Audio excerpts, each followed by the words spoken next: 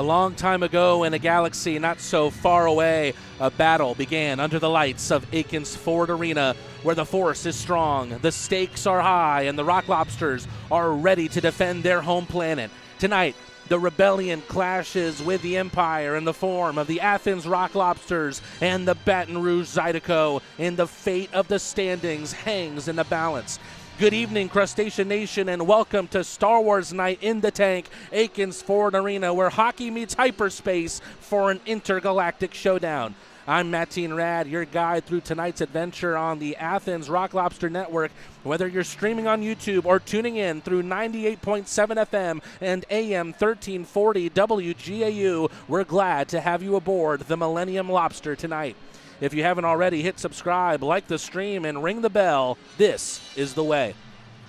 The Rock Lobsters are coming off of a thrilling 4-3 win on First Responders Night, where they held off a furious late push from Baton Rouge. Philip Virgili, Daniil Glukaryov, Michael Greco, and Malik Johnson all struck for Athens, but the Zydeco continued to strike back, and the 3 points weren't secured by the Crustaceans until the final horn blew. We see here what that means for the standings. The Rock Lobsters unable to catch Carolina just yet, especially after that late comeback win from the Thunderbirds against the Blue Ridge Bobcats last night. Right now, Baton Rouge still trying to stay in that 4 spot with the Blue Ridge Bobcats hot on their tail. Still 3 games to be played for the Zydeco in the distance between those two teams. Tonight's Fan Saves Impact player for the Rock Lobsters is the Jedi Master of the Blue Line, Carter Shinkarik. The captain has been anchoring the defense with poise, power, and precision. Whether he's blasting from the point or shutting down Sith-like scorers, Shinkarik is the backbone of Athens' resistance. The FanSaves Impact Player segment is brought to you by FanSaves. Download the FanSaves app and follow the Athens Rock Lobsters for exclusive deals from businesses across the galaxy. Now let's take a look at tonight's Akins Ford engine starters. Back in goal, starting back-to-back games with the suspension of Josh Rosenzweig, is William Lavalier. The 5 in front of him is Riley Robertson, Troy Murray, Carter Shinkarik, Kyle Powell, and yet another return this weekend, Bohdan Zinchenko, who suffered an injury in his first game as a Rock Lobster after his acquisition in a trade with Dashers HC. The team physician provided by Piedmont Athens Regional is Dr. Alec Graff.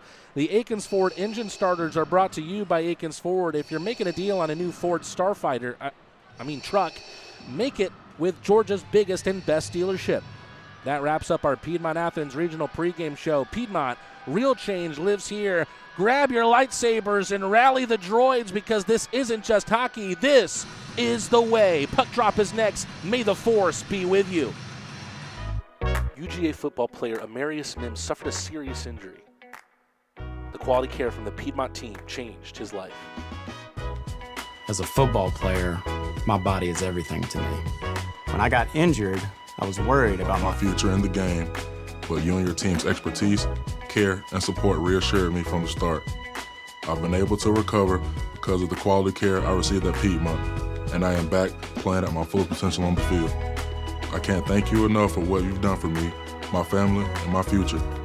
Your help means the world to me, and I'll always be grateful for your part in keeping my dreams alive. How you doing? Well, I didn't know you were going to be here. Yes, sir. I'm so proud of you. So happy for you. It gives me joy to see you out there on the field doing your thing. You look good. Appreciate you. It's a good-looking ankle. I'm trying to tell you. Since we opened in 1968, we've taken pride in our professional staff. Unparalleled customer service is our legacy. Experience the best, skilled hands and friendly faces. At Stanfield Air Systems, satisfaction is not just a guarantee, it's our tradition. Schedule online at stanfieldair.com. It's a historic season for all the hockey fans in Athens, and how can you celebrate without beer? The Athens Rock Lobster Clawshank Redemption is available exclusively at Terrapin Tap Room. Terrapin, do the right thing, always.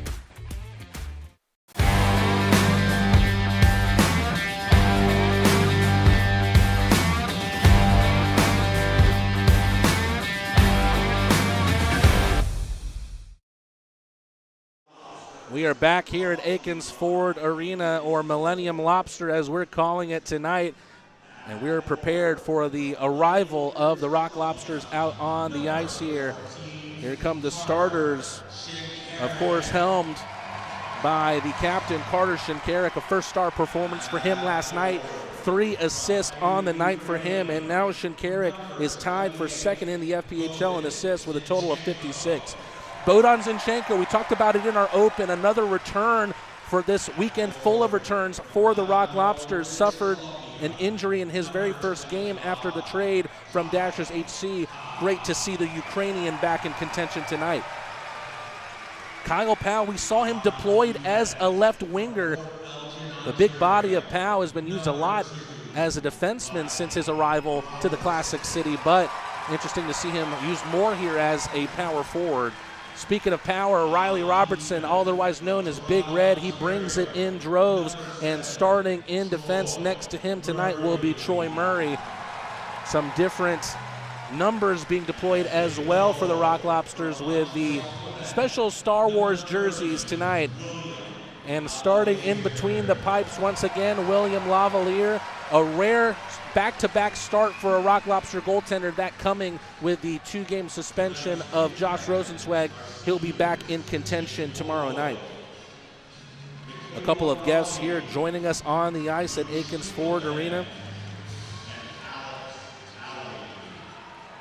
We've got kid captains, seniors Jake Boyd, Michaela Raleigh, Luke Schleichelman, and Alex Talley. We've got our color guard tonight, Cub Scouts Pack 377.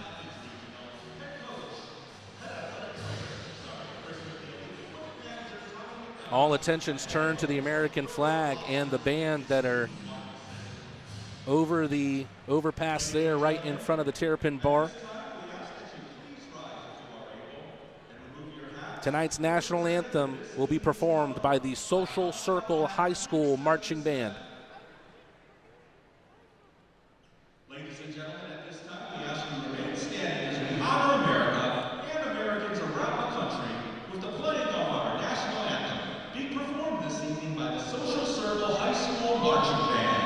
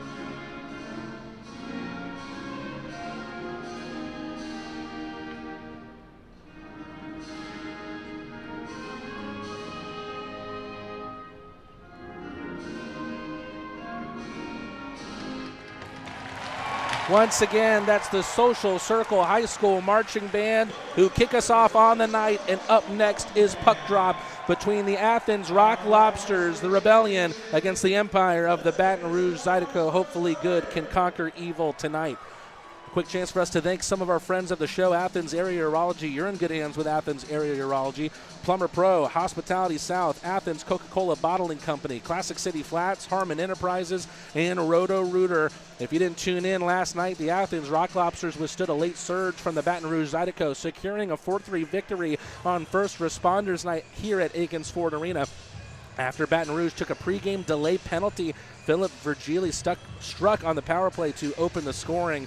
The Zydeco answered through Tyler Larwood, finishing a crisp play and a pair-up with Narek Alexanian. In the second, Daniil Glukarioff dazzled with a backhanded no-look goal, but Elijah Wilson responded with a tight angle snipe to tie it at 2-2. Michael Greco, in his return from injury, gave Athens the lead again with a wrister from the right circle. The eventual game winner came early in the third as Malik Johnson tipped it in a net front shot to make it 4-2. Baton Rouge had a chaotic goal waved off before Alexandria made it 4-3 in the last minute with a knuckler, but Athens was able to hold firm to seal the win.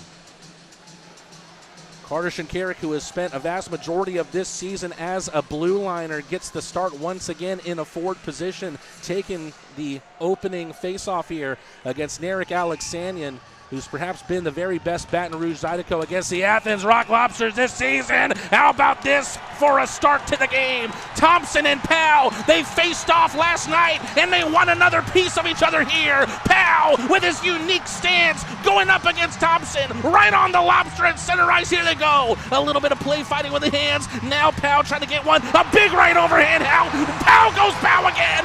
Down goes Thompson. What a start here. You thought Friday night was filled with action. Welcome back to the tank here on Saturday night. It's fight night here at Akins Ford Arena.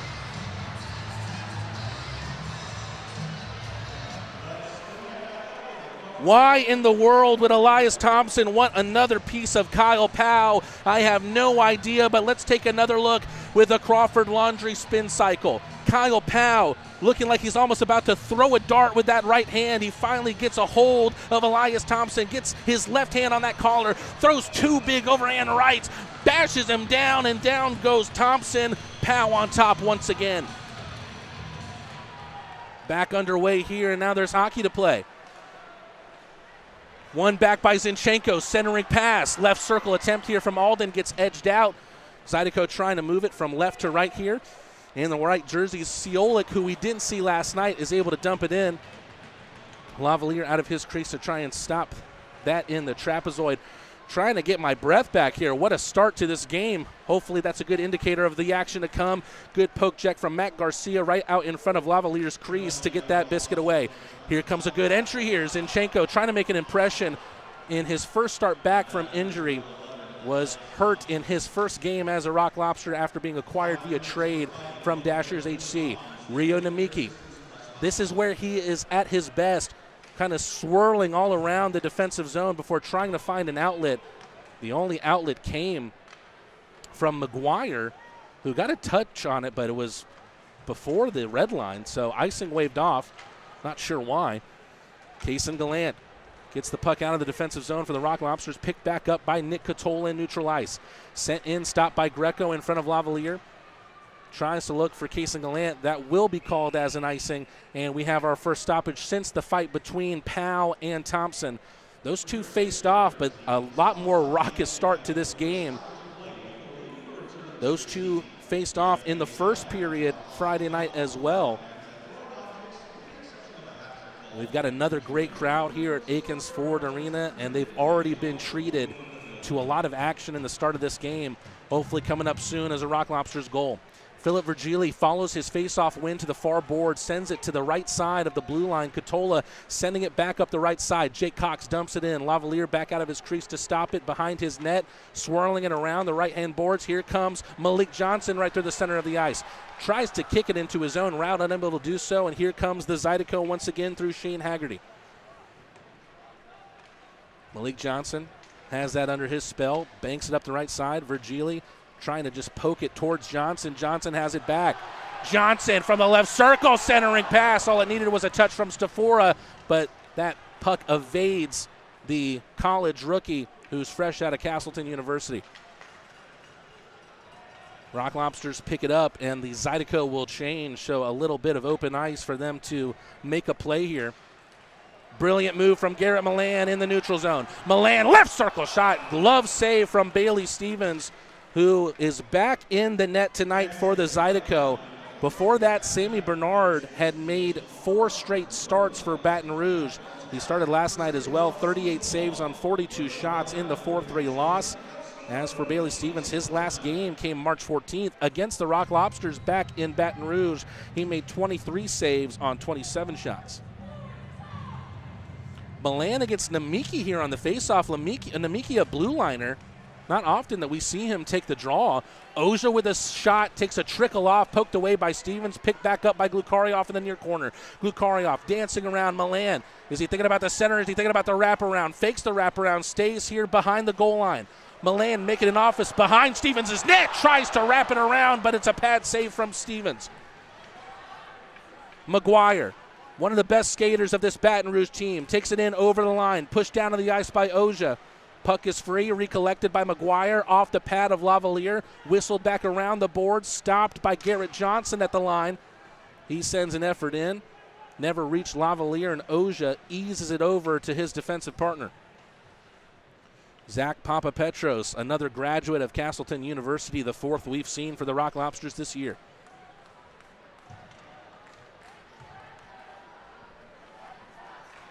Out come the Rock Lobsters from behind their own net. Papapetros sees an option there in Bodan Zinchenko, who dumps it in. Ukrainian to Finn there as Kim Mietinen, the Zydeco defenseman, is able to start sending the puck the other direction. Jake Cox, the only Georgia native between these two teams. Here he is again, getting stuck in behind Lavalier's cage. Pass to the line, Mietinen trying to send something precariously off the end boards, recollected by Cox. Cox to Katola. Cox took a big hit on the near side, but the Zydeco still have the puck in their good graces. Good blocked shot there from the Rock Lobsters. Here comes Carter Shinkarik the other way. A 3-on-2 developing here for the Rock Lobsters. Shinkarik enters right through the middle of the blue line, passes it out to the right, shot comes in. Good save from Stevens on the shot from Hunter Alden.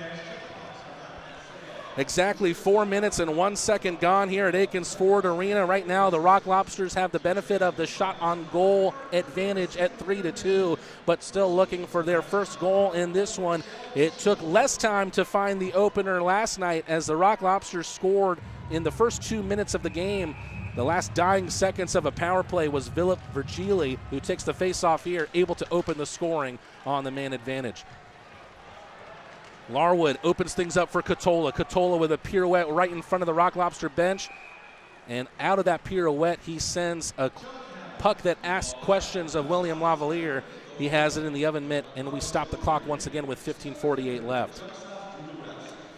There's a broken stick on the ice when Junk South sees a broken stick and you see a broken stick. They want you to think Junk South. Call 855 RIP Junk today to make sure you get your junk taken care of. Another raucous crowd here at Akins Ford Arena. An offensive zone draw here for the Zydeco. Dropped by the linesman. The Rock Lobsters come out of the circle with the puck. Helped up the left side. Johnson lets it run. It falls to Cole Willett, who made his first professional start last night and logged an assist in that game. Johnson banks it up the left side. Virgili almost pokes it through for himself. Baton Rouge with a play on the puck can only find Troy Murray. Philip Virgili once again gets a touch of the biscuit, tries to take it through two, but the Zydeco have it back through Garrick Lindbergh. Oja up the left side gets dispossessed. Alex Sanyon breezes through. Murray and the linesman left angled shot. Good save with the glove from William Lavalier. Both teams will make changes here, looking for the first goal as we almost reach the 5-minute mark of the first period.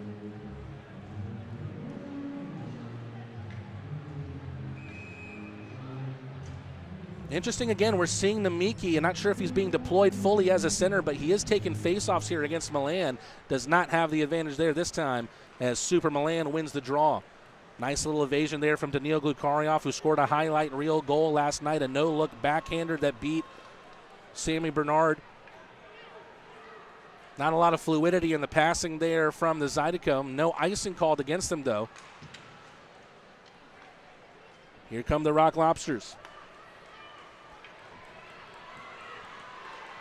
Daniil Glukarioff from the left side goes forehand, backhand, and gets wiped out as he goes hard on Stevens' net. Stafora finds an option at the line. Greco with a laser. Glukarioff tries to sweep it in, but it doesn't go his way. Namiki takes a hit from the Russian. Puck still stays with Baton Rouge through McGuire. McGuire, puck towards the end boards, takes a hit from Oja. Rock Lobsters moving the positive direction once again. Glukarioff, a brilliant pass to Milan, but it gets poked off of him by Namiki, who takes Milan to the glass.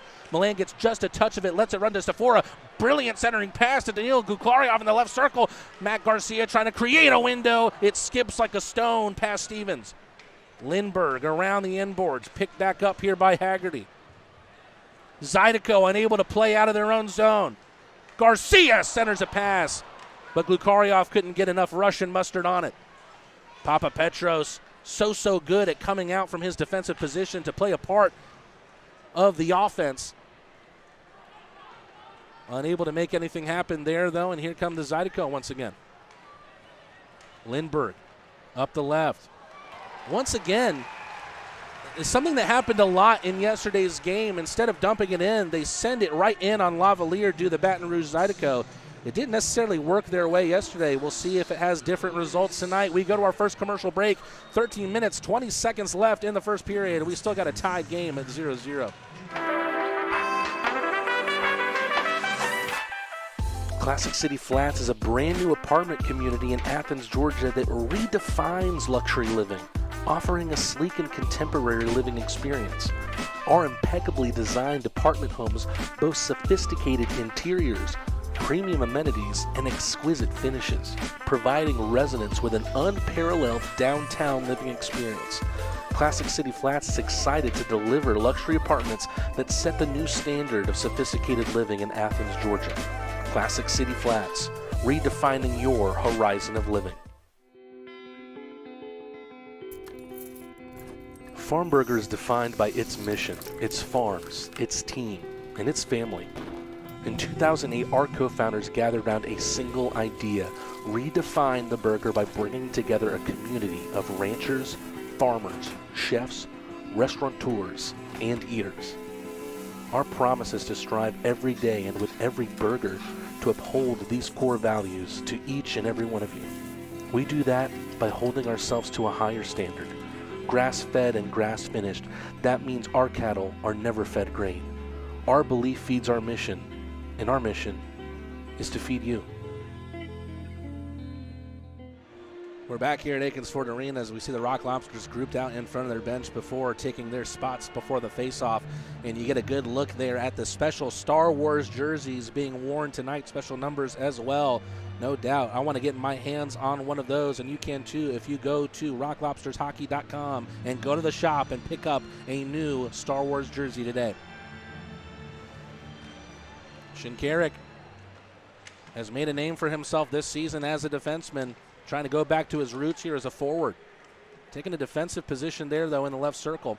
Puck pops out for Matt Garcia. Garcia around the net, finds Papa Petros on the left side. Rock Lobsters right through the center of the zone. Shinkarik with a whistle in. Letting it run there was Lindbergh. That creates a little bit more opportunity for the Rock Lobsters. Brilliant keep in there from Papa Petros. Zinchenko's going to get there first. Takes a hit for his efforts. Gets it past Lindbergh here. A couple pokes in at his possession behind the net of Stevens. Stopped at the line by Murray. Zinchenko once again behind the net. Steps on the brakes, finds Robertson at the line. Robertson very used to trying and find Carter Shinkarik, but he's not next to him on the blue line today. Instead, Shinkarik further up the ice. Another attempt from the blue line there from Garrick Lindbergh. A save for Lavalier to make there. And now the shots on goal are even at 5 apiece. Couple of more contentious plays in the corner. The Zydeco still have a puck. Dangerous shot came in there from Kim Miettinen. Dumped long by the Rock Lobsters, and there is another icing that goes against them. The Zydeco have lost 4 of their last 5.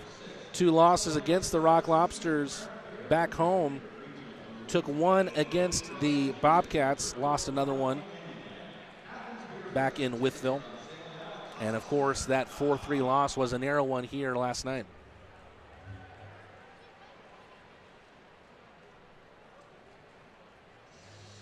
Not even halfway through the first period, we've got a lot of Beautiful game to be played here on Star Wars night, Saturday night here at Akins Ford Arena. Good interception on the play there from Troy Murray, puts it into the corner.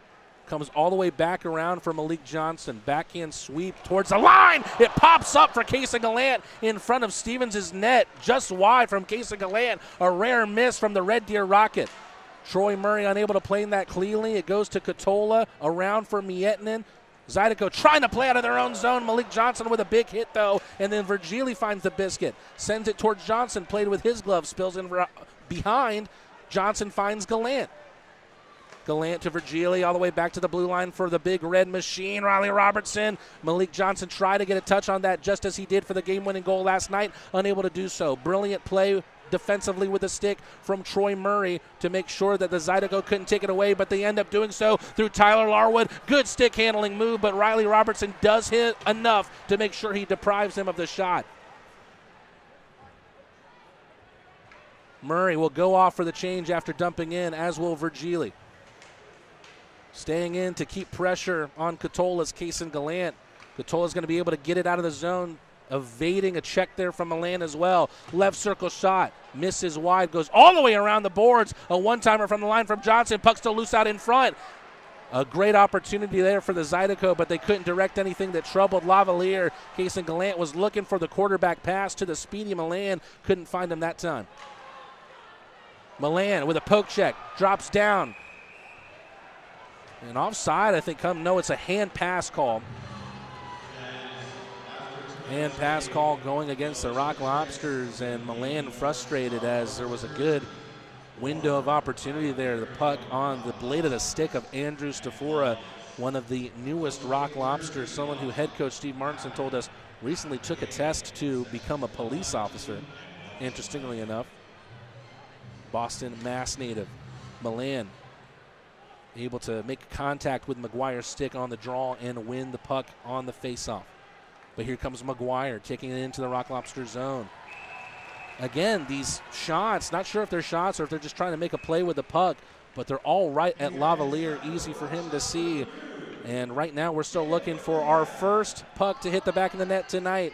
Rock Lobster 0, Zydeco 0. Stay tuned with us here on the Athens Rock Lobster Network. Every business owner who's built a business wonders about their company's legacy. What's the path forward after they decide to take a step back? At the heart of every succession plan is a vision that safeguards hard-earned success. This isn't just paperwork. It's your roadmap, guiding a business during a change in ownership and detailing how ownership transitions and key financial decisions unfold. This instills a profound sense of pride, belonging, innovation, and commitment, ensuring a stable future for the company and a rewarding exit for you. Let's forge that path together.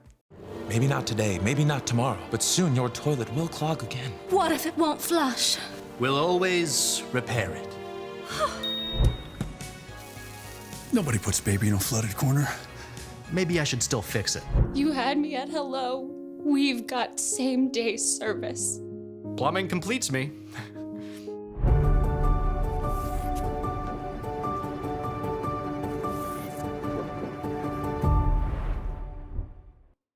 William Lavalier with already 7 saves made in this game. The Zydeco trying to best their shot tally from last night. They only logged 23 shots on goal against William Lavalier, which shows how efficient they were in their scoring. Lavalier with 20 saves on 23 shots from Baton Rouge.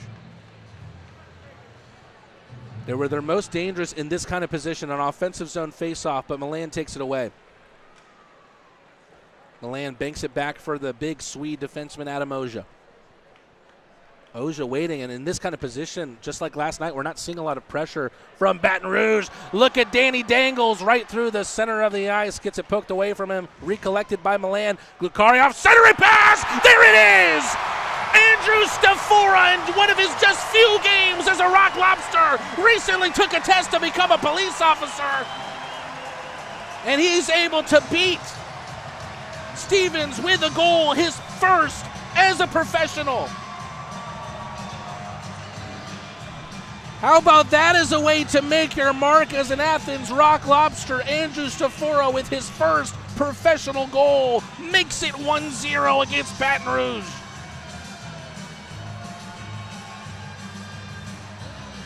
Stafora has already made an impression in his short time with the team. He came into this team, and in his very first game as a Rock Lobster, logged 3 assists and was one of the 3 stars of the night. He's well on his way to becoming one of the 3 stars once again as he scores on the centering pass from Daniil Glukaryov.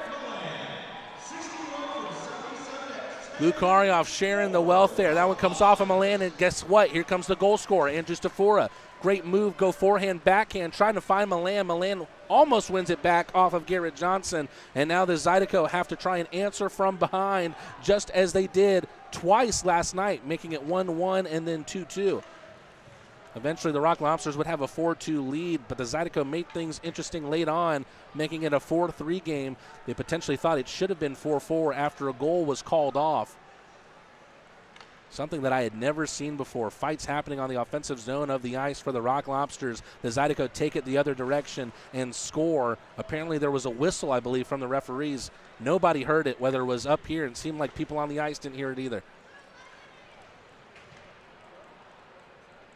Andrew Stafura, just a young Padawan, putting the Rock Lobsters up 1-0. Shinkarik trying to fight off Namiki there, who is reflecting a little bit Shinkarik, because Namiki, usually a defenseman, being played as a forward tonight. Defenseman on defenseman there, forward on forward. Namiki with a great poke check on Shinkarik, but Shinkarik has the puck back. Springs an opportunity for Alden the other way, rather for Zinchenko, and his shot gets blocked. Zinchenko with a giveaway. Larwood has Lindbergh on a breakaway. Shot pops up on Lavalier. Puck still loose out in front. What's going on? Lavalier has it in his graces.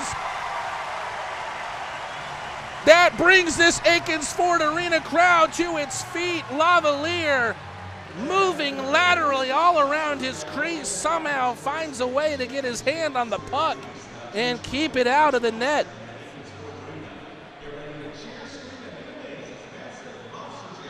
Well, you might be familiar with the film, The Empire Strikes Back, and the Empire almost did strike back right there. The Baton Rouge Zydeco looking for a quick response, a quick equalizer, but the scoreline stays at 1-0.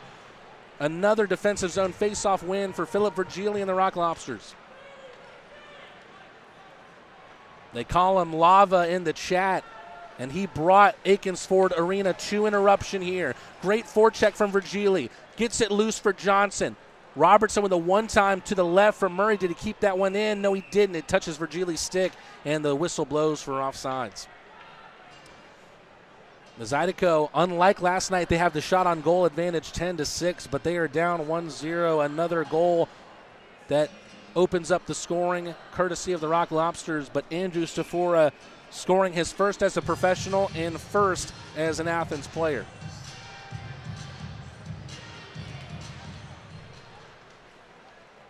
Another face-off win from the Rock Lobsters. It feels like they're dominating that category tonight. Not sure what happened there. Robertson dumped a puck in, and now I can't find it. Must have been in the netting, got lost somewhere. A lot of extracurricular conversations right out in front of Stevens' net.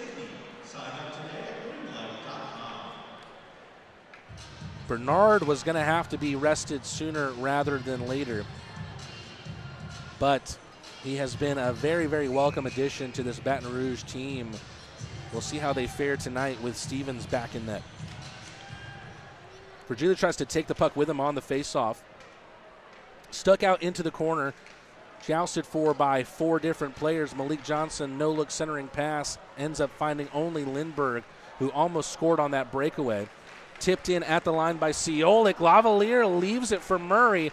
Almost danger there for the Rock Lobsters. They deal with the puck, but deal with it a little bit too long, and an icing goes against them.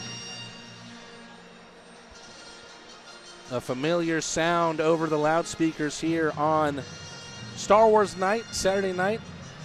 The theme nights have been extremely successful for the Rock Lobsters this season. They've been a huge pleasure to be a part of, and you could barely see an empty seat in the house here tonight.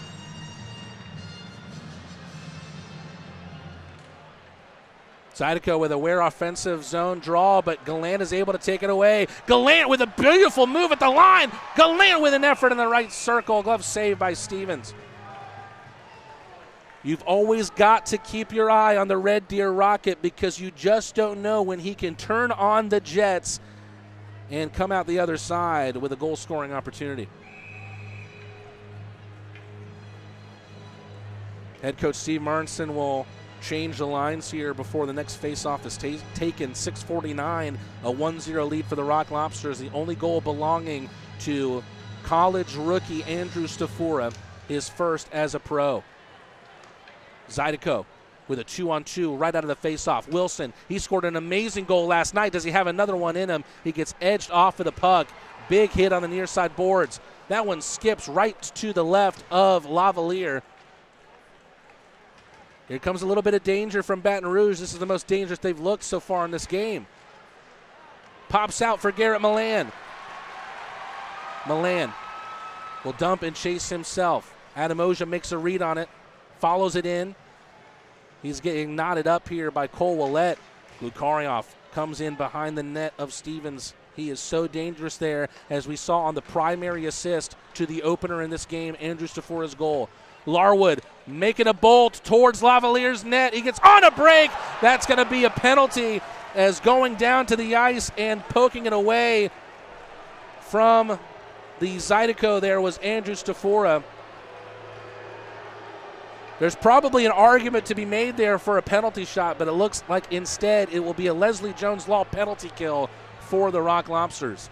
Strong, skilled, strategic defense. When you think those words, you think Leslie Jones Law. And the Rock Lobsters will have to try and keep the puck out of the net for 2 minutes. Mind you, they are tied for the best penalty kill in the league with the Carolina Thunderbirds, having killed 88% of penalties taken this year. It was a close play from our perspective up here, our vantage point. Mind you, we're seeing from behind the play. It looked like Stafora had a clean shot at it, but of course, you don't have as good of a view up here as the referees do down on the ice. Stafora will sit 2 minutes for tripping. And now starts the power play for the Zydeco. Special teams for Baton Rouge are middle of the pack in both regards.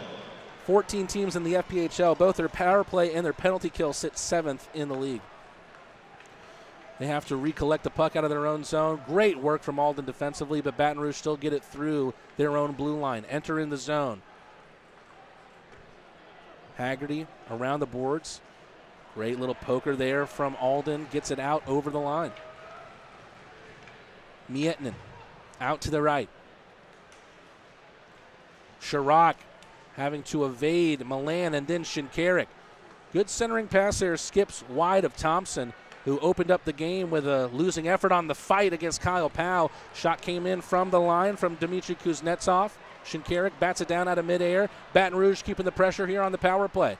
Minute to go on the man advantage for the Zydeco. Nice little reverse hit there from Thompson.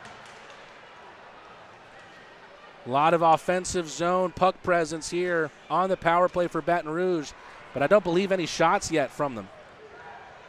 Murray spins out of the check. Bats it up toward the blue line. Stopped by Lindbergh. Up the left side. Left of the circle is Alexanian, able to find Kuznetsov after Alexanian took the big hit. Kuznetsov has it back after the block shot, bounced right back to him. 25 seconds left on the power play for Baton Rouge. Exchanging places is Cox and Alexanian. And a great defensive play with the stick once again from Troy Murray. That's why it's great to have Murs back. The Zydeco re-enter quickly on the play out of the crease from Bailey Stevens, but a mispass sends Virgili the other way, and that will do it for the Leslie Jones Law penalty kill for the Rock Lobsters. They're able to keep the Zydeco out, and the scoreline remains 1-0. Lavalier plays it out of the trap. Rings it through the glass over the head of the linesman. No icing, say the officials. McGuire takes a hit from Gallant, but he gets it back from Catola. Johnson using his stick to get there between the puck and Haggerty. Robertson gliding through neutral ice, whistles it in, finds Virgili on the far side. Virgili bats at it, comes back loose. Johnson plays it with his own shins. Johnson just eases it towards Gallant. Gallant tries to return the favor, but cannot find the pass back towards Johnson through traffic. Poked ahead by Chris Ciolik. Lavalier back around the boards. Johnson helps it on its way. No icing, say the officials once again, despite Bailey Stevens' request. Kason Gallant can't cast a spell on that puck, and Larwood gets in between them. Katola enters on the right side. Pad save on the shot from Katola, courtesy of Lavalier. Kason Gallant, not sure if he was just getting the mouth guard out of his mouth or if he was holding his lip there. Looks like he's all good on the bench. All good with the puck here is Milan. Has it swatted away from him by Garrett Johnson. Out to the far side, Matt Garcia with a good vertical there to get that puck out of midair. Garcia back in play tonight after having missed last night's game. Larwood trying to split two defensemen. Larwood with the drag. Another save from Lavalier. Larwood has been creative with the puck in this game, but nothing to show for it here. Milan trying to catch Stevens out with a slapper. It's hard off the end boards. Mietinen almost making a mistake deep in his own end as Glukaryov was making life difficult for him. Murray up the left side. Stevens says, hey, I've got this. Leaves it for Chirac, who commits the turnover on the forecheck from Glukaryov. Willette has it back, finds Mietinen. Friendly bounce for the Zydeco. Scott Chirac takes it back to the far boards, back to the line, moves centrally, trying to find a shot, misses wide. Little turnaround effort on the rebound. Lavalier hugs that post and makes sure nothing goes in. Tight angle shot. All the way around. Katola stops it at the line. Baton Rouge growing into this game, but a Zydeco behind the net lets it run, and the Rock Lobster is able to move it the other way. Big time hit there. Papa Petros against Wilson, and then Wilson swats the stick away of Papa Petros, and now the Rock Lobsters will have a power play of their own. Good vision there from the referee. It's difficult to pick up on plays like that off of the puck. Looks like we're going to a quick commercial break. When we come back, the Rock Lobsters going on the Paloma Park power play. We'll be back after this. Maybe not today, maybe not tomorrow, but soon your toilet will clog again. What if it won't flush? We'll always repair it. Nobody puts baby in a flooded corner. Maybe I should still fix it. You had me at hello. We've got same-day service. Plumbing completes me.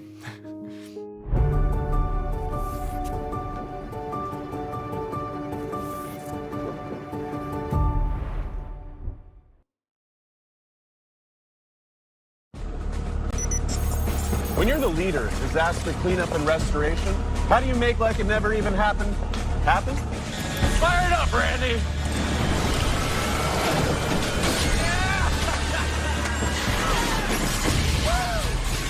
By being prepared for anything!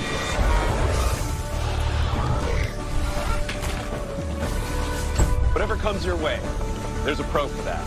Serve Pro, like it never even happened. Just letting you know, we have another issue with our score bug, just like we did last night. Unable to get it to run for whatever reason. We were able to fix it during the intermission. Luckily, the intermission is only 45 seconds away. But the Rock Lobsters here on a Paloma Park power play. A reminder that when the Rock Lobsters score on the quadruple P, they win free churros for fans for 24 hours through the FanSaves app. Milan with a clean draw. Shinkarik back to the line, stopped by Papa Petros. Virgili behind the net, around for Milan on the right side. Virgili, brilliant centering pass. Kason Gallant, who leads the FPHL in power play goals, gets stuffed right in the net by Stevens.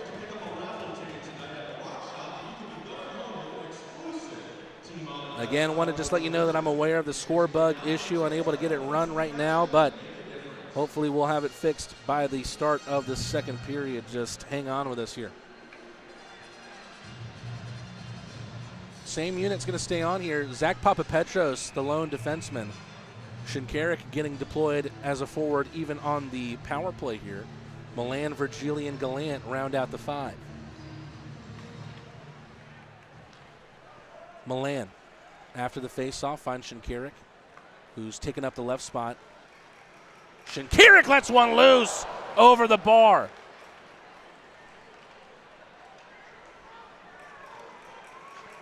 Tight angle shot out of the right circle. Garrett Milan with a save. Forced on Bailey Stevens.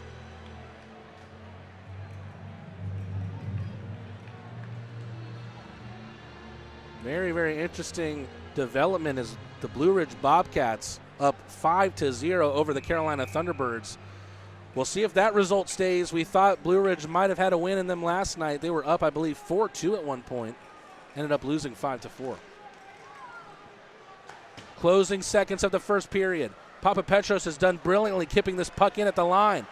Milan spills out before the centering pass. The Zydeco are going to clear out, and that will do it for action in the first period. And this first period started with action. The first whistle came, and it was a fight between Kyle Powell and Elias Thompson, a rematch from last night. And then the Rock Lobsters gave the fans more than just a fight to celebrate. They also gave a first professional goal through Andrew Stafora, who converted on the centering feed from Daniil Glukaryov at the 10:28 mark. That's the difference maker in our 1-0 lead for the Rock Lobsters going into the second period. Well, we're going to an intermission break, and we also have our usual Coach's Corner. I got to talk to that man just a few days ago. Here's my chat, my weekly chat with head coach Steve Martinson. Hey there, Crustacean Nation. It's voice of the Rock Lobsters, Matt T. and Rad, back for another Coach's Corner.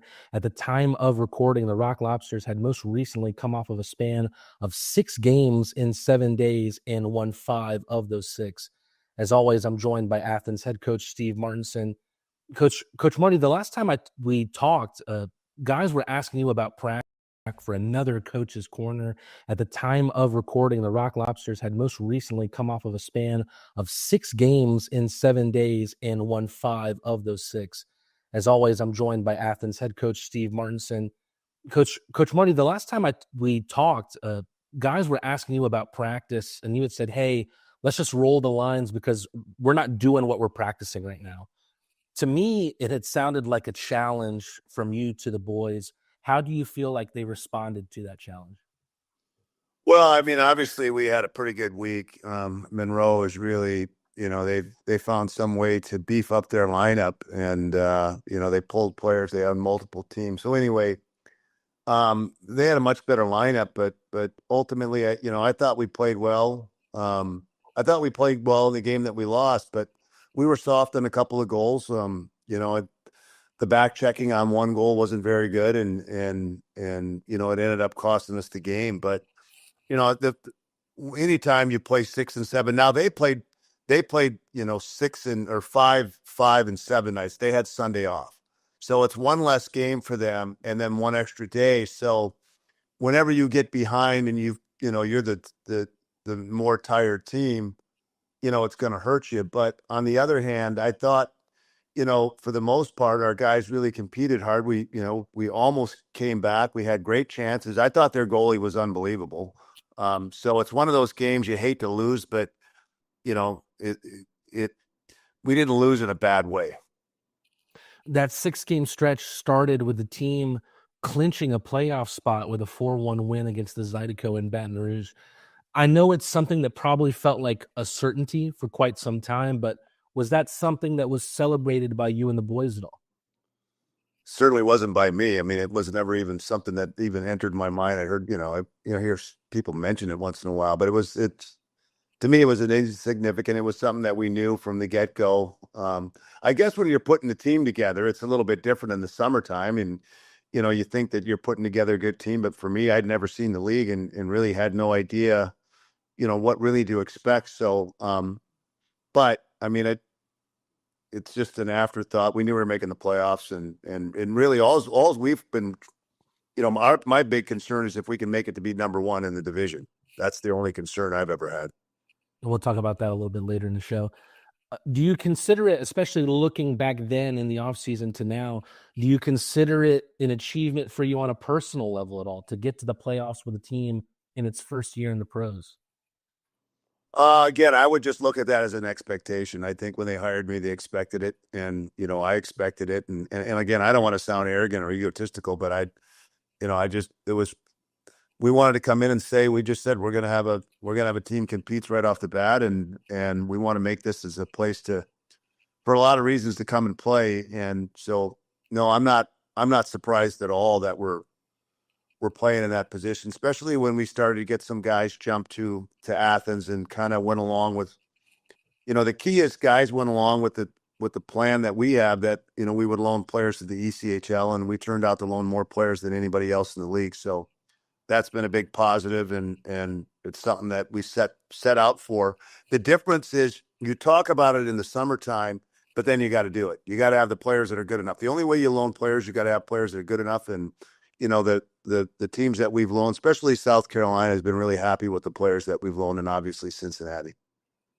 You go and get those 2 wins in Baton Rouge, and then you had on paper what I'm sure must have been the most brutal travel day we've had this season.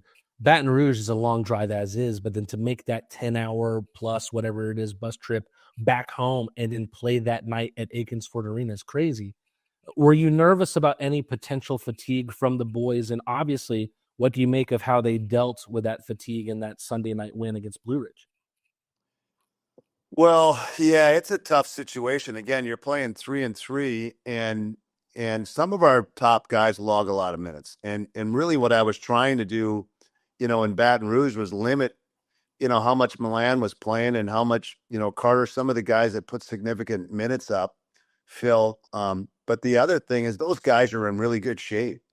They're kind of machines. And I mean, I've had a lot of teams that our Sunday game, we didn't play as well. And it's kind of a lot of, in the coast, you play a lot of 4 and 5s and certainly a lot of 3 and 3s. And I really haven't seen our players, when we played a 3-3, I haven't seen a drop off in our play. And really that's due to the players, but to be able to bust, 8-9 hours, like 9-10 hours, and we don't have a sleeper bus. And the only reason we don't have a sleeper bus is we can't get one to accommodate us. We would if we could find one. But you're sleeping on, the guys are sleeping on the floor. They're sleeping sitting up, and you can sleep sitting up in a plane for 45 minutes or an hour, or the back seat of a car, but it's tough to do it 8 hours on a bus. So I give the guys a lot of credit for coming in and then continuing it through Monroe. That Sunday game against Blue Ridge, a big 7-1 win. It was very simple for me on the call to create this storyline about a redemption win against the Bobcats. They took 2 out of 3 against us the last series we met. Going into a game like that, are the previous losses against Blue Ridge something that you use to try and evoke an emotional response from your team before puck drop? I mean, sometimes I'll do that. It depends. I mean, one of the things that I do bring up the game that we lost to Blue Ridge here 1-0, and we took 86 shots. And I bring that up like in practice. If we're not screening the goalie, if we're not properly screening the goalie in practice, I'll bring it up. I mean, we took 86 shots and didn't score a goal.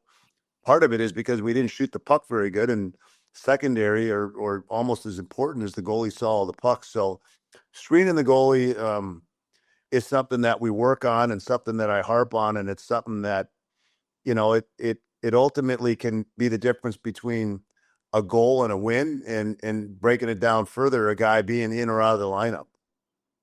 Are you happy with anyone in particular right now in that target area to try and get dirty in front of the crease and create problems for the goaltender? Is there anyone you're happy with in that regard right now? Well, some of the guys that, obviously Virgili does it well. Malik, I see Danny Glukaroff, he's good at it. And other guys, they'll tend to be there, but they're turning sideways and trying to tip pucks. And you got to get your back right in front of the goalie, and you have to be able to tip the puck while you're looking at it, not turn sideways and let it get by you. So it's a skill. And, it's something that, you got to be a little bit hard to do, and you've got to be tough and be willing to, you got to be willing to get hit with pucks sometimes too. But that's where the puck's coming. If you want to score goals and if you want to help your team win, it's one of the sacrifices you have to make to get the job done.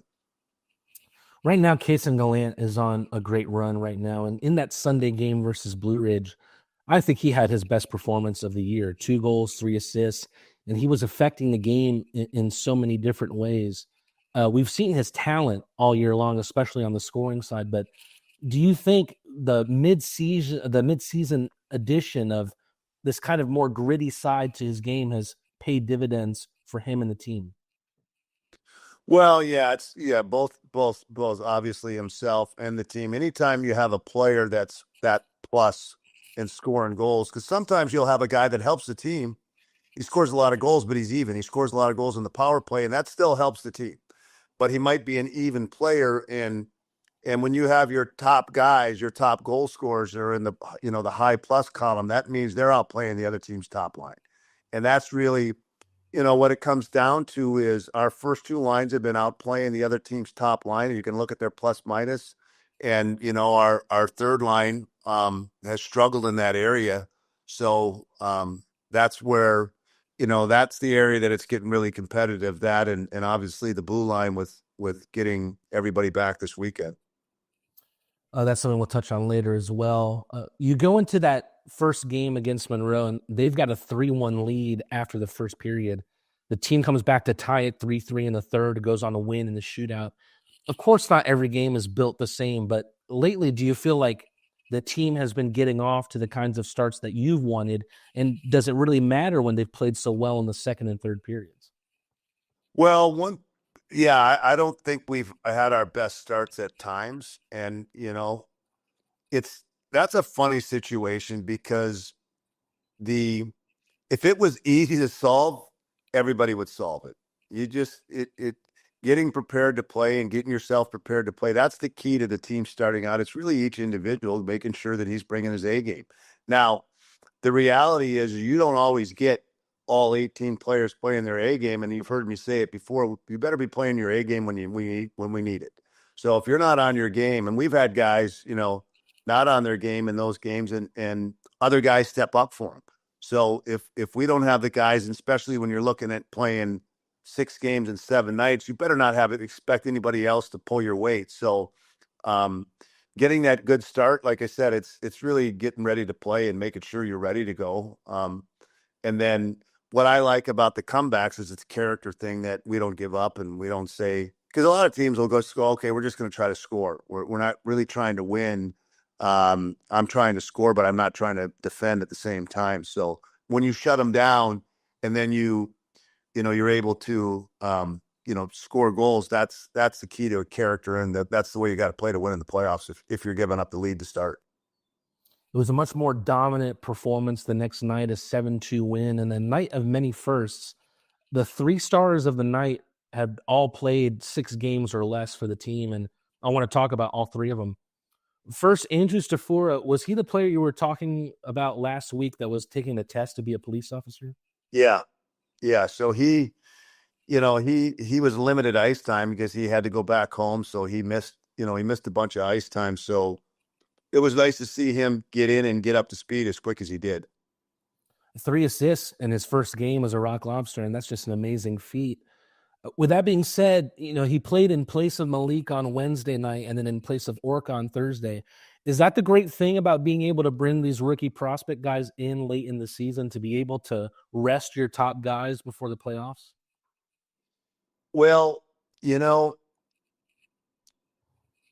don't play 80 games like the NHL, and I'm not resting guys. We have a break between, we have the crazy problem with our arena and not being ready to go, and then us moving games for shows is, we had to do makeup games that are in the middle of the week when we don't have the weekend, and we have to do it when we have to do it. So it was one of those things that, we did it to ourselves. And so I'm not really looking to rest guys. Our go-to guys are studs, and they don't need any rest. They like to play and they like the minutes. And if you're not giving them to them, they want them. So what I am doing though is I'm making it more competitive, and it's a very competitive situation as it gets down to it, and who's going to be in the lineup and who's not. The advantage of the amateurs is they don't count against the point system. So that allows us to, bring guys in and be able to sit guys out. Normally you can't do that during the regular season unless you're using a PTO. So right now it allows us a little bit of luxury to have some extra guys to be able to move them in and out. I'm very excited to see more from Andrew, and he was joined in the 3 stars by his former Castleton teammate, Zach Papapetros, who logged his first pro points with a goal and an assist. I've been incredibly impressed with Zach in his first few games with us. He plays with someone of so much, he plays like someone with so much more experience. How have you liked him since he's come in? Yeah, so it's funny because he played 1 game in Quad Cities, and he's kind of a funny skater, but he's a really effective player, and he's a really heady guy. So he knows, where guys are when he gets the puck. He makes little dink passes, and he jumps up in the play. Our style fits him pretty well. So I just don't think he got a lot of opportunity in Quad Cities, or they might have been looking for a different guy. He's not a real big guy, but he's a heady guy and he plays hard. So yeah, he's been a nice, addition and a really good fit. As we mentioned, Papapetros and Stafura both previously played at Castleton together, along with Brandon Picard. We've also had Dominique Rodriguez this year, who was at Castleton as well. Is that a situation of Picard coming to you and saying, hey, I know these talented guys who are looking for an opportunity, or is Castleton just a program that you've had a special eye on? Well, yeah, the way it works a lot of time is in any business, it's referrals. You get referrals, and I keep an eye on the transactions. So I think I had reached out to one of those guys, and then I found out that he'd played with Picard, and I know Picard put in a good word for those guys. So there's a lot of that goes around and then players like to go where they're comfortable and where they know people. So you'll see that, regardless of if it was college or junior or other teammates. And that's really kind of what happened. And I've learned over the years that, and I've said it before, good people refer good people and bad people try to bring in other bad guys. So we've got a lot of referrals on this team that started with Carter and Joey. And then, it started as you bring more guys in. Malik, brought in, he didn't bring him in, but they would talk to me about players, and I'll ask them, okay, this is the style we want. Who do you see as a player that would be a good fit? And then I got to sell them on coming. Lastly, Avery Smith was the first star of the night, and he's shown toughness and grit in his play for the team thus far. And then he got on the score sheet with 2 goals that night. When I heard that he was joining the team from Motor City, he was someone that I thought to myself, this is a guy who's going to really enjoy playing in front of this home ice crowd. Now that he's settled in a bit, what have you seen from him both on and off the puck, and how do you think he fits the mold of a Rock Lobster? Well, he's a big power forward. I mean, he hits and he can carry the puck and he can shoot, and he's got to be a guy that's good at net front and driving the net. He's still learning kind of our system a little bit, is different than where he's played in the past. And I just think he's got a lot of upside. And we hate to interrupt our Coach's Corner segment. Of course, you can catch all of those here on the Athens Rock Lobster Network. Coach's Corner and Lobster Tales live right here on the official YouTube page. We'll pause briefly for station identification. WGAU and W254CJ Athens, 98.7 FM and AM 1340 WGAU. Crustacean Nation, the time is now. Season tickets for the upcoming Rock Lobster season are officially on sale. Lock in your seat and be part of every hard-hitting, goal-scoring, crowd-roaring moment right here in the tank. Akins Ford Arena. Don't miss your chance to experience the energy, the excitement, and the best hockey in the Classic City all season long. Scan the QR code. Take out your phone and scan it now to secure your tickets and join the Rock Lobsters family today. The Rock Lobsters heading back to the ice on an electric night here in Akins Ford Arena. It is Star Wars night here in the tank, and the fans really brought the force tonight, as did Andrew Stafora, who got the scoring started. He converted a centering pass from Daniil Glukaryov, and that is why the Rock Lobsters lead 1-0 going into the second period. A late tripping penalty against Elijah Wilson in the first period. We'll see the Rock Lobsters start the second period on the Paloma Park power play. A special shout out and a hello to Rebecca Martinez, who joins us in the chat tonight. Nice to see you again, Rebecca. Hopefully you can join us for a Rock Lobster win here tonight. Hockey will not be done after the night. Make sure you get your tickets for tomorrow's matinee puck drop at 4:05. It is report card night for the Rock Lobsters.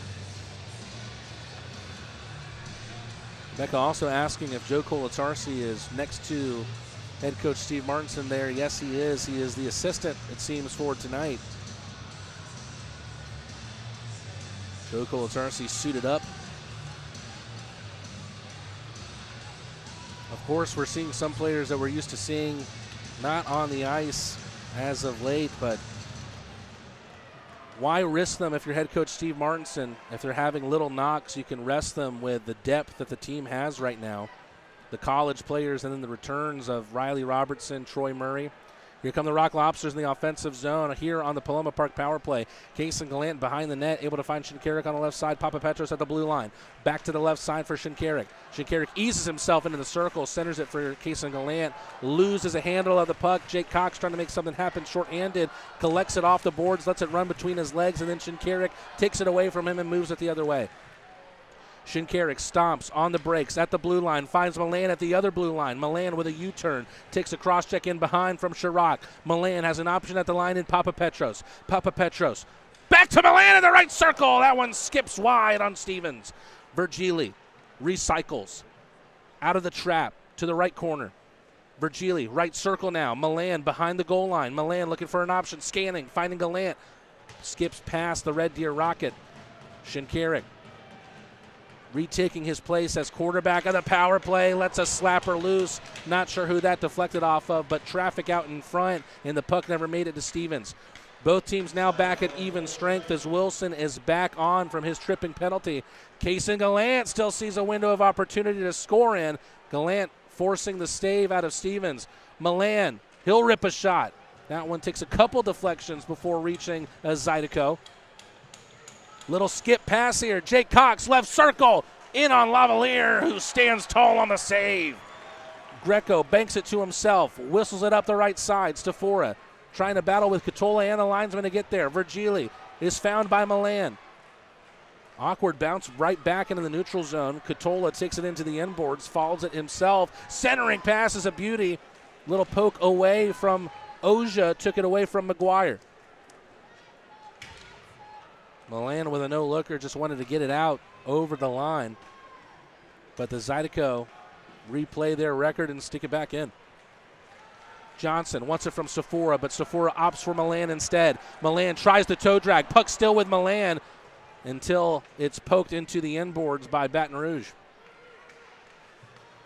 Already about 2.5 minutes gone. Baton Rouge looking for the first goal in the second period. Good puck protection there from McGuire before he let the shot loose. A pad save from Lavalier. And now Malik Johnson with a burst of speed out in front of his bench. Tight angle shot followed up by the Rock Lobsters out in front. What a brilliant Stafora effort there, looking for his second of the night. And a great save from Stevens. Stafora never had his eyes on Stevens, but still was able to create and make something happen. Bailey Stevens with what is his 12th save of the night.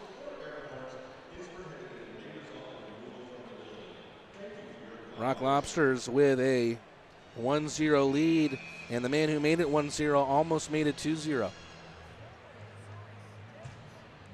Very, very interesting here. This line centered here by Carter Shinkarik. Shinkarik wins the faceoff against Larwood. Garcia to the right for Robertson. Big Red. A shot spills out to the left of Stevens, who had no idea where it was. Stevens all the way around for Robertson. In the corner is Bohdan Zinchenko. Good poke check from Alden, but he can't keep it in the zone. Riley Robertson overcommitted on that one. Alexanian with a wraparound. Good effort. Saved by Lavalier. Zinchenko has a chance to show his speed. This is a fast Rock Lobster team. He takes it into the trapezoid. Loses it, but Alden has it back. Alden still on the hunt for his first goal as a Rock Lobster. Robertson with an effort, looking for the top shelf. Goes over the bar. Good save from Garcia on the other side of the line. Deflected right back to him. Spills out over the left side into the corner. Alden, great centering feed. That went off the skate of Namiki, who tries to send it long quickly. Hits Haggerty up high. Great pass from Haggerty to Larwood, who once again shows his speed. Larwood wants a call. He's not going to get it from the official. Larwood, we saw him create a power play for Baton Rouge earlier, taking the trip from Andrew Stafora. He's not going to get the benefit of the doubt this time around. Baton Rouge doing a better job here of winning the puck back in the neutral zone. They find Chirac in the near side corner. One-time pass at the line finds Haggerty in the left circle. Oja gets his stick on it, but Jake Cox now has it around the end boards. Garrett Johnson can't stop it from trickling over the line. Another effort from the neutral zone right at Lavalier. It's been a puzzling point of contention for the Zydeco's play. Not sure if they're living by the philosophy that sometimes the best pass is a shot, but when your own men aren't in the zone, it's a confusing decision. Oja takes it back, finding his safe space behind Lavalier. Johnson takes a check before floating it with a backhand in, and that's going to be an icing against the Crustaceans. Little less than 5 minutes gone in the second period. Zydeco have the shot on goal advantage 17-12. And they're already closing in on how many shots they had total last night. 23 shots on goal in the entirety of last night's game. They have 17. They're 6 away from tying their total from last night, and we're not even at the halfway mark of this matchup. Larwood against Shinkarik here on the draw. Larwood has been by far the most dangerous Zydeco player on the night. A couple jabs back and forth on the far side, right outside your screen, between it looks like Matt Garcia and perhaps Chris Ciolik.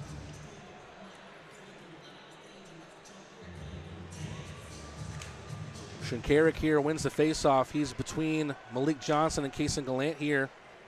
The Zydeco just trying to cast a spell any way they can. Alexander with a couple efforts. 1 or 2 or 3 big-time saves from Lavalier. Batted out of midair by Lindbergh. Clever pass between the legs of Larwood, but no one was there to answer for it. Alexanian wins it back off of Oja. Alexanian, the Saint-Louis, Quebec native. Around the end board, Ciolik chasing Garcia. Garcia gets there first.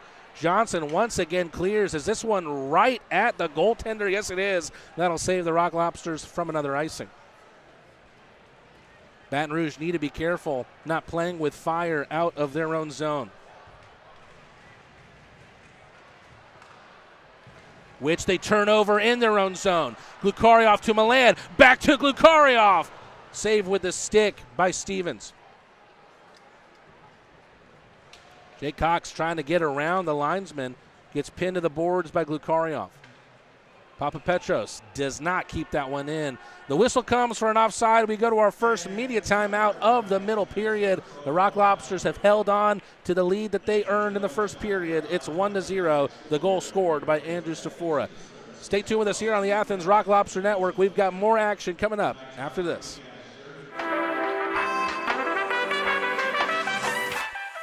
Classic City Flats is a brand new apartment community in Athens, Georgia that redefines luxury living, offering a sleek and contemporary living experience. Our impeccably designed apartment homes boast sophisticated interiors, premium amenities, and exquisite finishes, providing residents with an unparalleled downtown living experience. Classic City Flats is excited to deliver luxury apartments that set the new standard of sophisticated living in Athens, Georgia. Classic City Flats, redefining your horizon of living.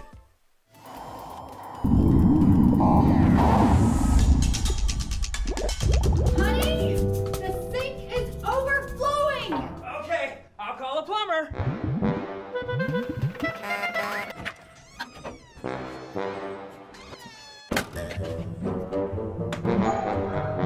Need a plumber? Need a pro? When you need a plumber, call a pro. Plumber Pro. How about this? Friend of the show and veteran Tom Enlow getting honored here today. Thank you, Tom, for your service, and thank you for tuning in all season long, whether it be here at Akins Ford Arena or here on the stream. We love you, Tom.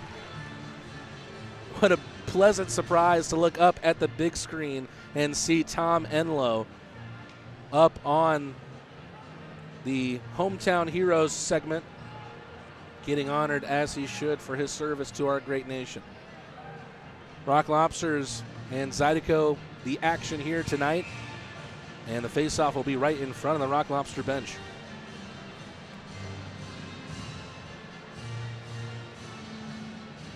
Referee there not liking how close players on the right side of Milan are to the puck. Zydeco come away with a face-off. Trickles to Murray. Murray looking for Stafura. Takes a deflection, but will eventually find the goal scorer. Ooh, Glukaryov thought he was going to win that race before the whistle came for an icing. Face-off will get taken down the length of the ice.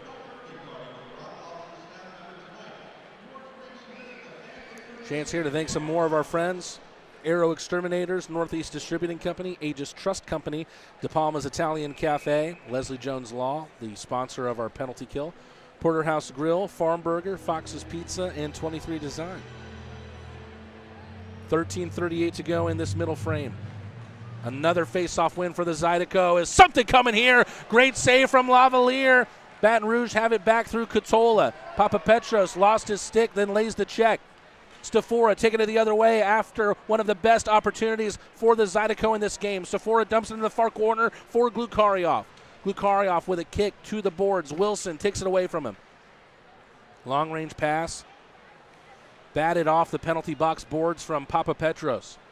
Milan looking dangerous at the center of the ice. Drops it for Glukaryov. Milan tries to sweep it home. The rebound recollected by Stafura, who grabbed it out of midair. Little tilt-a-whirl shot from him. He won't get his second of the game just yet, but he's been the most dangerous Rock Lobster of the night. Still loose out in front, and they score! It's Danil Glukaryov once again. Right place, right time for the Russian. Or is it Stafura? Stafura takes the celebration. 2 goals in 1 game for the college prospect. Let's take another look here on the Crawford Laundry spin cycle. It is Stafura. It trickles out to him. The presence in the front of the net from both Glukaryov and Stafura. It bounces right down for the man out of Boston, Massachusetts. He's still in what is just his first couple of games as a professional, but now he's on hat trick watch with more than half of this game to be played.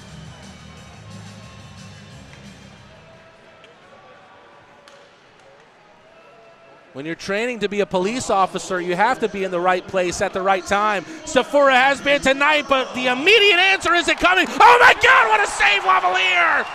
Lavalier able to stop Cox right on the welcome mat as the rebound came in. Are we going to get another look at that one?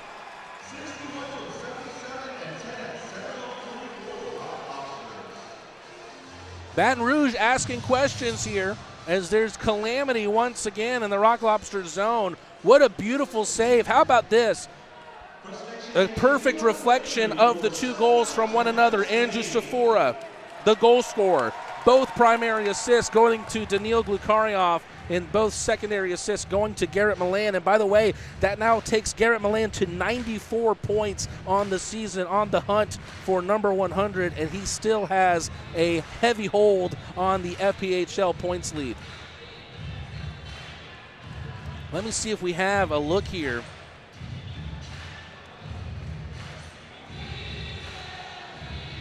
Doesn't look like it. Looks like this is what just happened, unfortunately.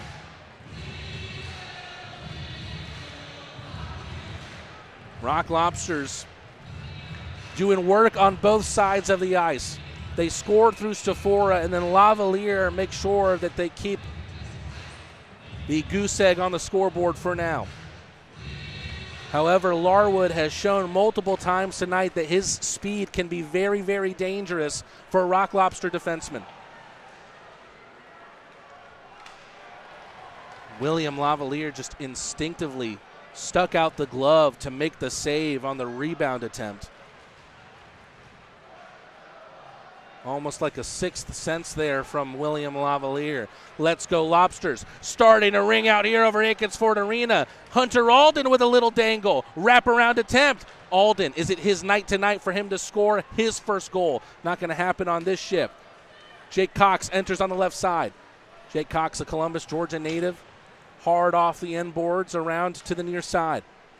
Chirp makes the read, passes it to the line for Miettinen. That one was in between the legs of Garcia.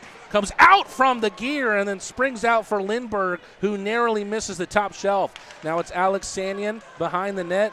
Tries to bank one off of Lavalier. Lavalier wise to it and hugging the post. Big hit from Garcia there on Larwood.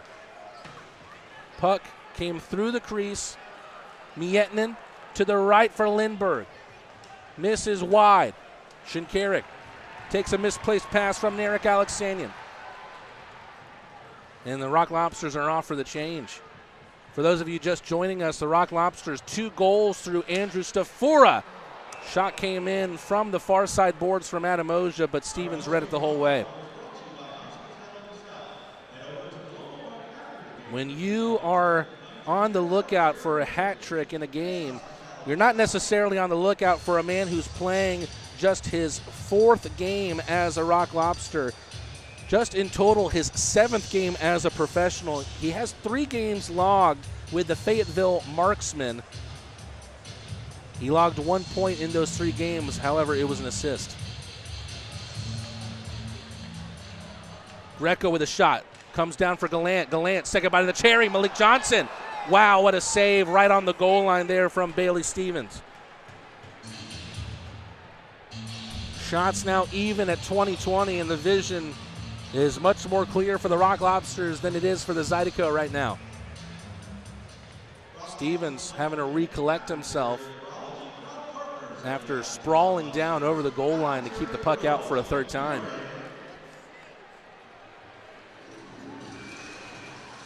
Shot on goal number 21 for the Rock Lobsters. Johnson out of the face-off win. Backhand swat up the boards. Virgili behind the net. Virgili trying the stiff arm here on Ciolik. Looks like the Rock Lobsters are going up a man here. Lavalier to the bench. Shot came in from Oja. Greco will take it back into the neutral zone.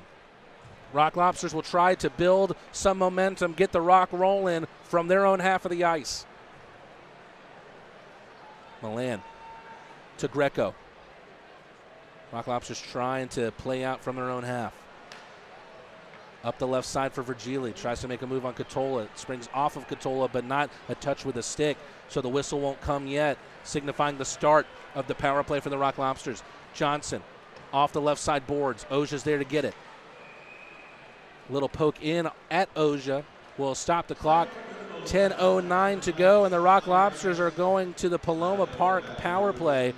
For those of you who are unaware, if the Rock Lobsters score on the Paloma Park power play tonight, they earn fans churros for 24 hours at Paloma Park through the Fan Saves app, the digital coupon book presented by 23 Design.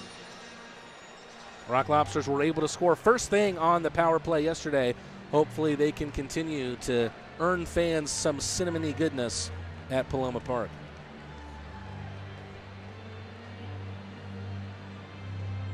Wow. Every now and then you just have to look around here and take a deep breath to see just how full this building is.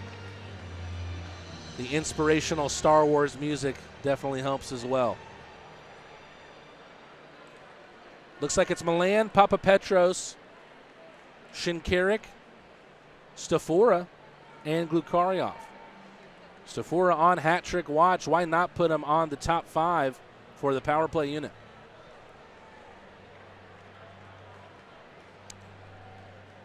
One of the officials in conversation with the off-ice official at center ice. Not necessarily sure what's being discussed here before we start the Paloma Park power play. It's Haggerty who will sit for 2. And here comes the man advantage for the Rock Lobsters. Shinkarik out of the face-off win from Milan. Drops back for Papapetros. The Athenian anchor out to the right for Super Milan. Garrett Milan with a foot off of the right circle finds Carter Shinkarik on the opposite side. Papapetros centering the blue line. Shinkarik gets a shot free. That one off the top of the glove of Stevens and spills in behind off the glass. That one lifted high and lifted out by Baton Rouge. The Rock Lobsters will have to regroup. Lavalier out of the crease to ease it over to Papapetros. Papapetros finding the speedy Milan. You never leave too much ice out in front of Milan. Centering pass. Never reached to Fora. Loose out in front. Shinkarik pops back out for Milan. Papapetros changing places with Milan. Back to the Greek. Daniil Glukaryov has to play that with a glove. Stafora loose out in front. Can't direct a shot towards Stevens. Glukaryov. About a minute left on this power play for the Rock Lobsters. Papapetros with a kick with the skate. Pass left a little lacking toward Milan, and Papapetros takes it out of his own zone. Stafora, Shinkarik right over the Lobster at center ice. Milan on the left side. Shinkarik, a creative effort there. Took a bounce off a defenseman out in front of Stevens' net, and that was a dangerous one for everyone that is on the penalty kill for the Zydeco. Papapetros, such a gifted skater, such a unique skater, finds Virgili with a pass. Gallant in the high slot, shot blocked. Kesa Gallant trying to expound on his lead of the FPHL power play goal scorers. The Zydeco just trying to shave more time here on the power play. Scott Chirac with a misplay at the line. Greco watches the final seconds trickle off of this power play. Is there one last rush here for Gallant? What a beautiful move and what a beautiful save from Stevens.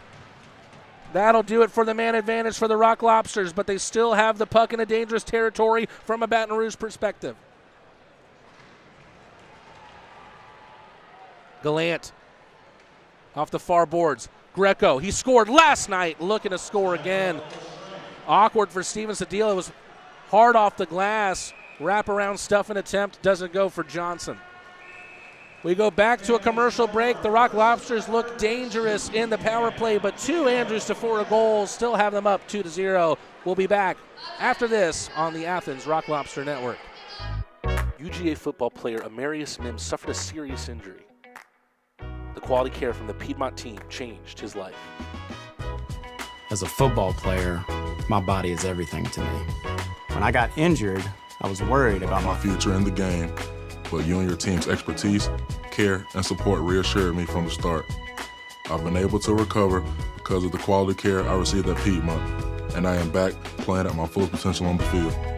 I can't thank you enough for what you've done for me, my family, and my future. Your help means the world to me, and I'll always be grateful for your part in keeping my dreams alive. How you doing? Well, I didn't know you were going to be here. Yes, sir. I'm so proud of you. So happy for you. It gives me joy to see you out there on the field doing your thing. You look good. Appreciate you. It's a good-looking ankle. I'm trying to tell you.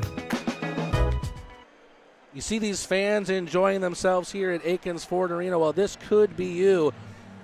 Crustacean Nation, the time is now. Season tickets for the upcoming Rock Lobsters season are officially on sale. Lock in your seat and be part of every hard-hitting, goal-scoring, crowd-roaring moment right here in the tank, Akins Ford Arena.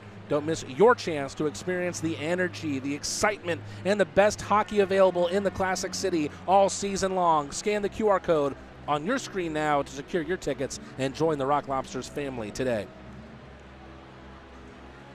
I'd like to thank all of you for joining us on the stream tonight. Not a lot of you joining us on the stream tonight, but sometimes that's good news, and that's because the building is packed here in the Classic City. Look how drastically the shot on goal numbers have changed quickly. The Rock Lobsters now with an advantage, 27-20. Greco gets tied up with a Zydeco at the line. It's McGuire. Ozia up the left side. Swedish connection, but Philip Virgili loses a handle of the puck. Recollected by Greco on his own blue line. Finds Adam Ozia on the left side. Ozia was looking to spring Gallant. Gallant took an early step, and the puck comes off his skate, and the Rock Lobsters are whistled for offsides.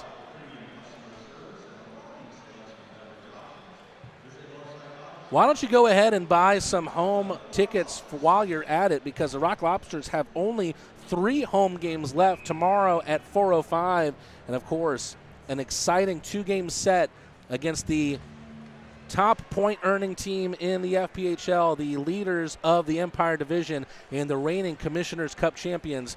The Binghamton Black Bears join us for 2 next week, Wednesday and Thursday. Puck drop on both games is at 7:05. You can find tickets on the Classic Center website.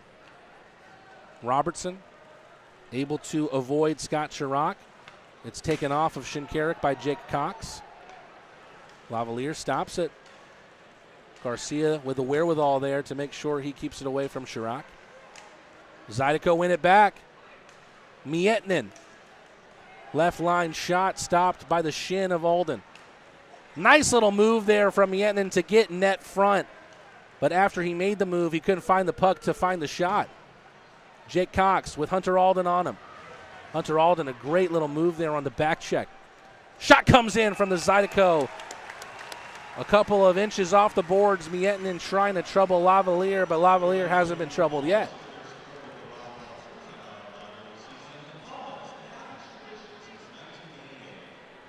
Rock Lobsters leading 2-0 with 6 minutes and 17 seconds to go in the middle frame. 2 goals from one of the newest Rock Lobsters, Andrew Stafora, playing in just his 4th game as a crustacean, and he's on hat trick watch. Clean face-off win. Larwood over to Lindbergh. Around the boards. Awkward bounce. And almost capitalizing off of it was Alex Sanyon. Stafora gets a tip on it, but it falls to Lindbergh. Dumped back in around by Baton Rouge. Lavalier gets impeded as he tried to pass it out of his crease, but Alex Sanyon then loses the puck, and here comes Stafora on the right side. Great pass out to the left for Glukarioff, who puts it in between the skates of a defenseman. Milan able to shift and shake before he finds an option. Back out to the line. Played by the skate of Murray. Shot from Murray comes in. Traffic out in front. Spills off of Glukarioff. Great little pass from Stafora, but even Glukarioff didn't know it was coming just because of how clever of a move it was from the college prospect. Murray plays it out of midair, pokes it towards the neutral ice. Papapetros recollects right out in front of Lavalier. Stafora on the right side, drops it for Virgili. Virgili lost the handle and got it right back. Goes forehand, backhand into the near corner.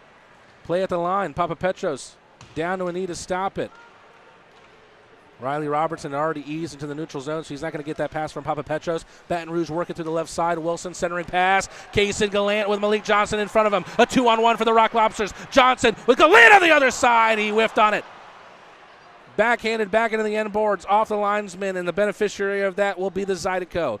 What a golden opportunity to make it a 3-0 game on the 2-on-1 combination between Malik Johnson and Kaysen Gallant. That went off the chest of Robertson. Will those two combine again? This time it's Gallant leading the charge off the glove and into the end boards. Good save there from Stevens. Nice little move at the far side boards, but Shinkarik unable to direct it towards someone in red and black. Ozia gets enough on it. Zinchenko, backhand no-looker, stopped at the line. Jake Cox, presence out in front of Lavalier.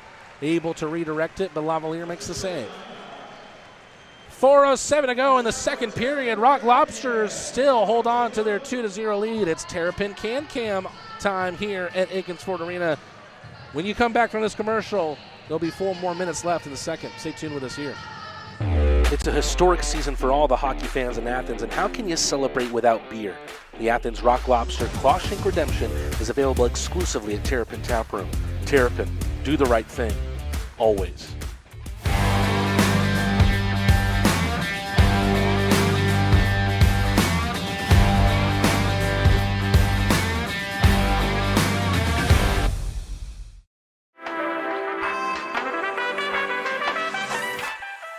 Classic City Flats is a brand new apartment community in Athens, Georgia that redefines luxury living, offering a sleek and contemporary living experience.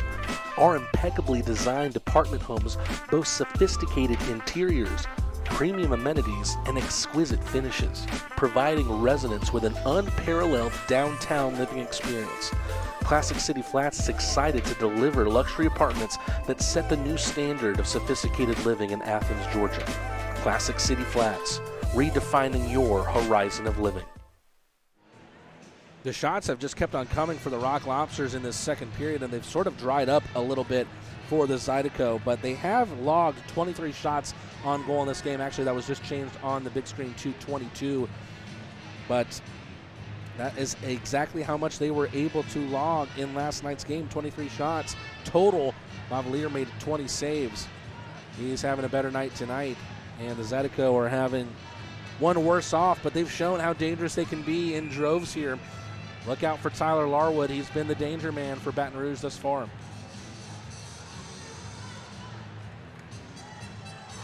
We've seen a number of people in the chat tonight say, hey, where's this guy? Where's this guy?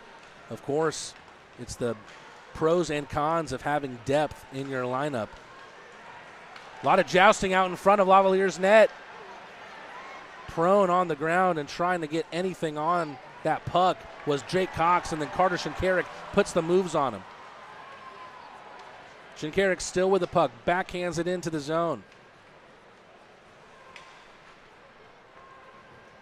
Chirp able to find a Zydeco. Drops beautifully for Garrick Lindbergh, who made a deke move on the far side, then lost possession.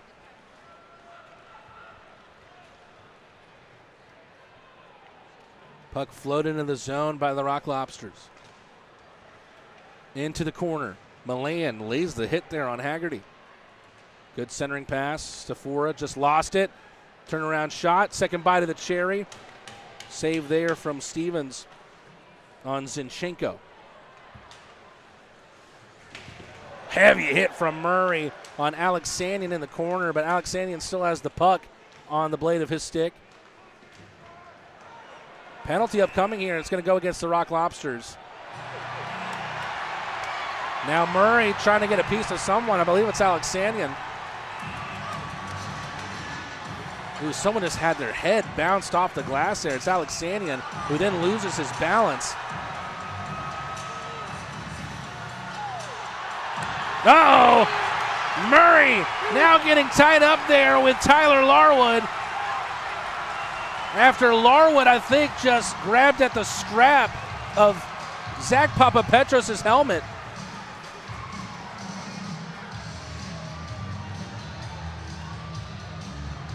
We'll see how the referees draw this one up. But one thing's for sure, Troy Murray is a welcome addition back to this lineup. Let's take a good look here. Murray chatting with Narek Alexanian, a little bit of pushing and shoving. Let's look out here. I think it's actually Zinchenko. Or is it Papapetros? Look, Papapetros and Larwood here.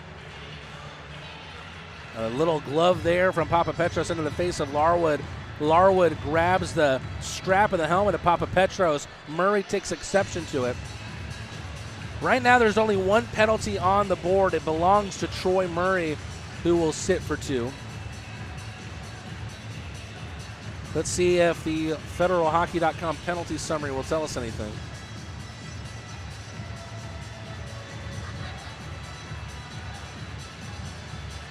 Great to see so many fans here having a great time tonight at Akins Ford Arena. It's been a weekend of celebration thus far, whether it's all the returns that we've got to see, players like Riley Robertson, Troy Murray back from a loan, Robertson back from an injury, as is Michael Greco and Bodan Zinchenko, but also the great theme nights that the marketing team for the Rock Lobsters puts together. They've done a fantastic job all season long. They've made it the best party in the Classic City. It's not too late for you to get in on it as well. Go ahead and secure your season tickets, or why not buy the single game tickets for what's left on the regular season. Rock Lobsters back on the Leslie Jones Law penalty kill. Shot comes from Miettinen off the stick there of Garrett Milan. Oja trying to tie up Wilson there, but Wilson comes away with the puck, drops it back at the line. McGuire fakes the exchange, gets into the slot. That one awkwardly floats over the bar of Lavalier's cage. Oja getting in behind Chirac, but Chirac finds the pass. Losing a handle on that puck was Wilson. Still able to get a pass off into the corner for Haggerty. McGuire, right side of the blue line, into the right circle. Makes a U-turn at the goal line, back at the blue. Miettinen almost lost a handle.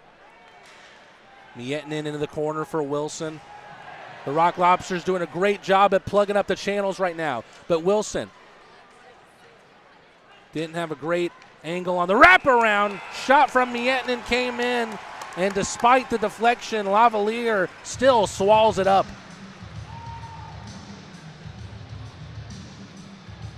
Already a minute 5 shaved off that man advantage for the Baton Rouge Zydeco, thanks to the best penalty kill in the FPHL that belongs to the Athens Rock Lobsters.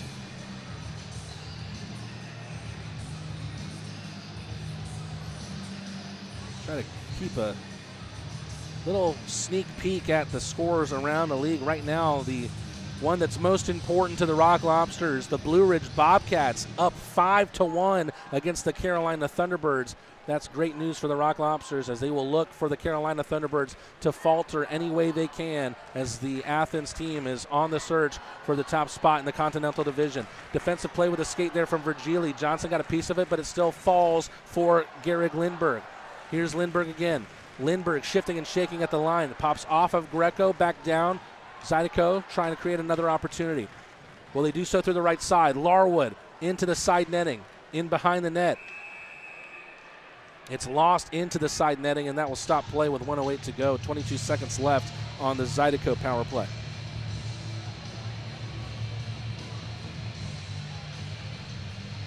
Both teams will make changes, as Baton Rouge will try to find new options to make new plays happen with 22 seconds left on their power play. Still looking for their first goal in this one. They were very, very efficient last night. 23 shots on goal tonight, 23 shots on goal last night. They had 3 goals with the same amount of shots last night. Goose egg on the scoreboard thus far.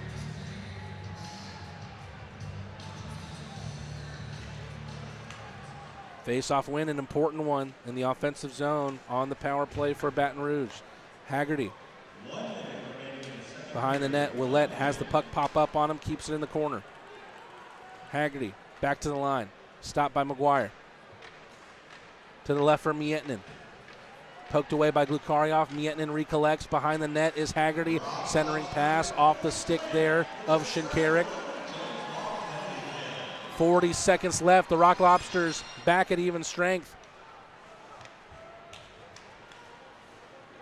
Nice little move at the line. Shot came in from the right side from Wilson, who misses wide to the left, and that one gets caught in the netting with 7 seconds left in this middle period.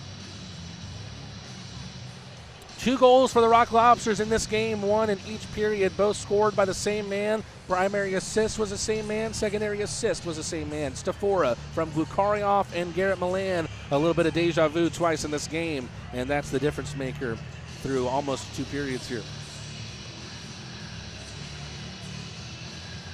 Stafora came into the night having 3 games played and 4 assists. Nice little turnaround shot there from Katola, just missed wide. Defensive work there from Papa Petros on Larwood. Jake Cox tries a tight angle shot. He's looking for the call. How about Papa Petros popping up over him and getting that puck and sending it long. It's not going to reach long enough for an icing. Rock Lobsters win it back in the offensive ice. Will this create an offensive opportunity? Casey Galan on the search for the top shelf where Grandma keeps the cookies, and now it's boiling over at the end of the second period. Malik Johnson looks down after taking down Rio Namiki. And it's funny because Malik Johnson actually got an assist from Namiki last night. The game-winning goal on the tip from Malik Johnson that made it 4-2 at the time. He had lost his stick, was trying to make a plea to the official looking for a call, and then next thing you know, Rio Namiki says, hey, here's your stick back, pops it right into his hands. Malik Johnson made that same goal with the stick that he was given back by Namiki. However, they don't seem quite as big of friends tonight as the Rock Lobsters go into the tunnel with a 2-0 lead going into the second intermission. And it looks like the Rock Lobsters and the Zydeco will play 4 apiece coming into the third period. Namiki's number on the board for a penalty. I believe we also have Malik Johnson sitting for some time as well. Let's take a quick look here. As we know how we got here, Andrew Sephora with 2 goals. He's on hat trick watch going into the third period. Let's take a quick look at some of the scores around the FPHL. The most important one for the Athens Rock Lobsters, the Blue Ridge Bobcats up 5-1 against the Carolina Thunderbirds in what I believe was a home-and-home. Port Huron Prowlers, they've scored a touchdown and an extra point for the second consecutive night. I think they scored 10 on Motor City, their in-state rival. They have a big lead tonight as well. The Binghamton Black Bears up against the next closest team to them in the Empire Division, 4-1 against the Danbury Hat Tricks. Venom HC building on, I believe, what was a win last night with a 1-0 lead right now in the second period. Tied game between the Mississippi Sea Wolves and the Monroe Moccasins, and the Watertown Wolves up 2-1. A heartbreaking loss for the Dashers last night as they were looking for yet another win. They finally snapped their 40-game-plus losing streak. Almost beat Watertown last night, but a late tying goal to make it 5-5 ended at 6-5 in an overtime win for the team from Watertown, New York. Well, it's a close friend of the show's birthday tomorrow, DJ Webster. We're celebrating him tomorrow night, but we also had a chance to chat with him on Thursday night. He was fresh off of his work as a sous chef, but his pride and joy is dropping beats here at Akins Ford. Maybe not today, maybe not tomorrow. Let's take a listen to our Lobster Tales interview with DJ Webster.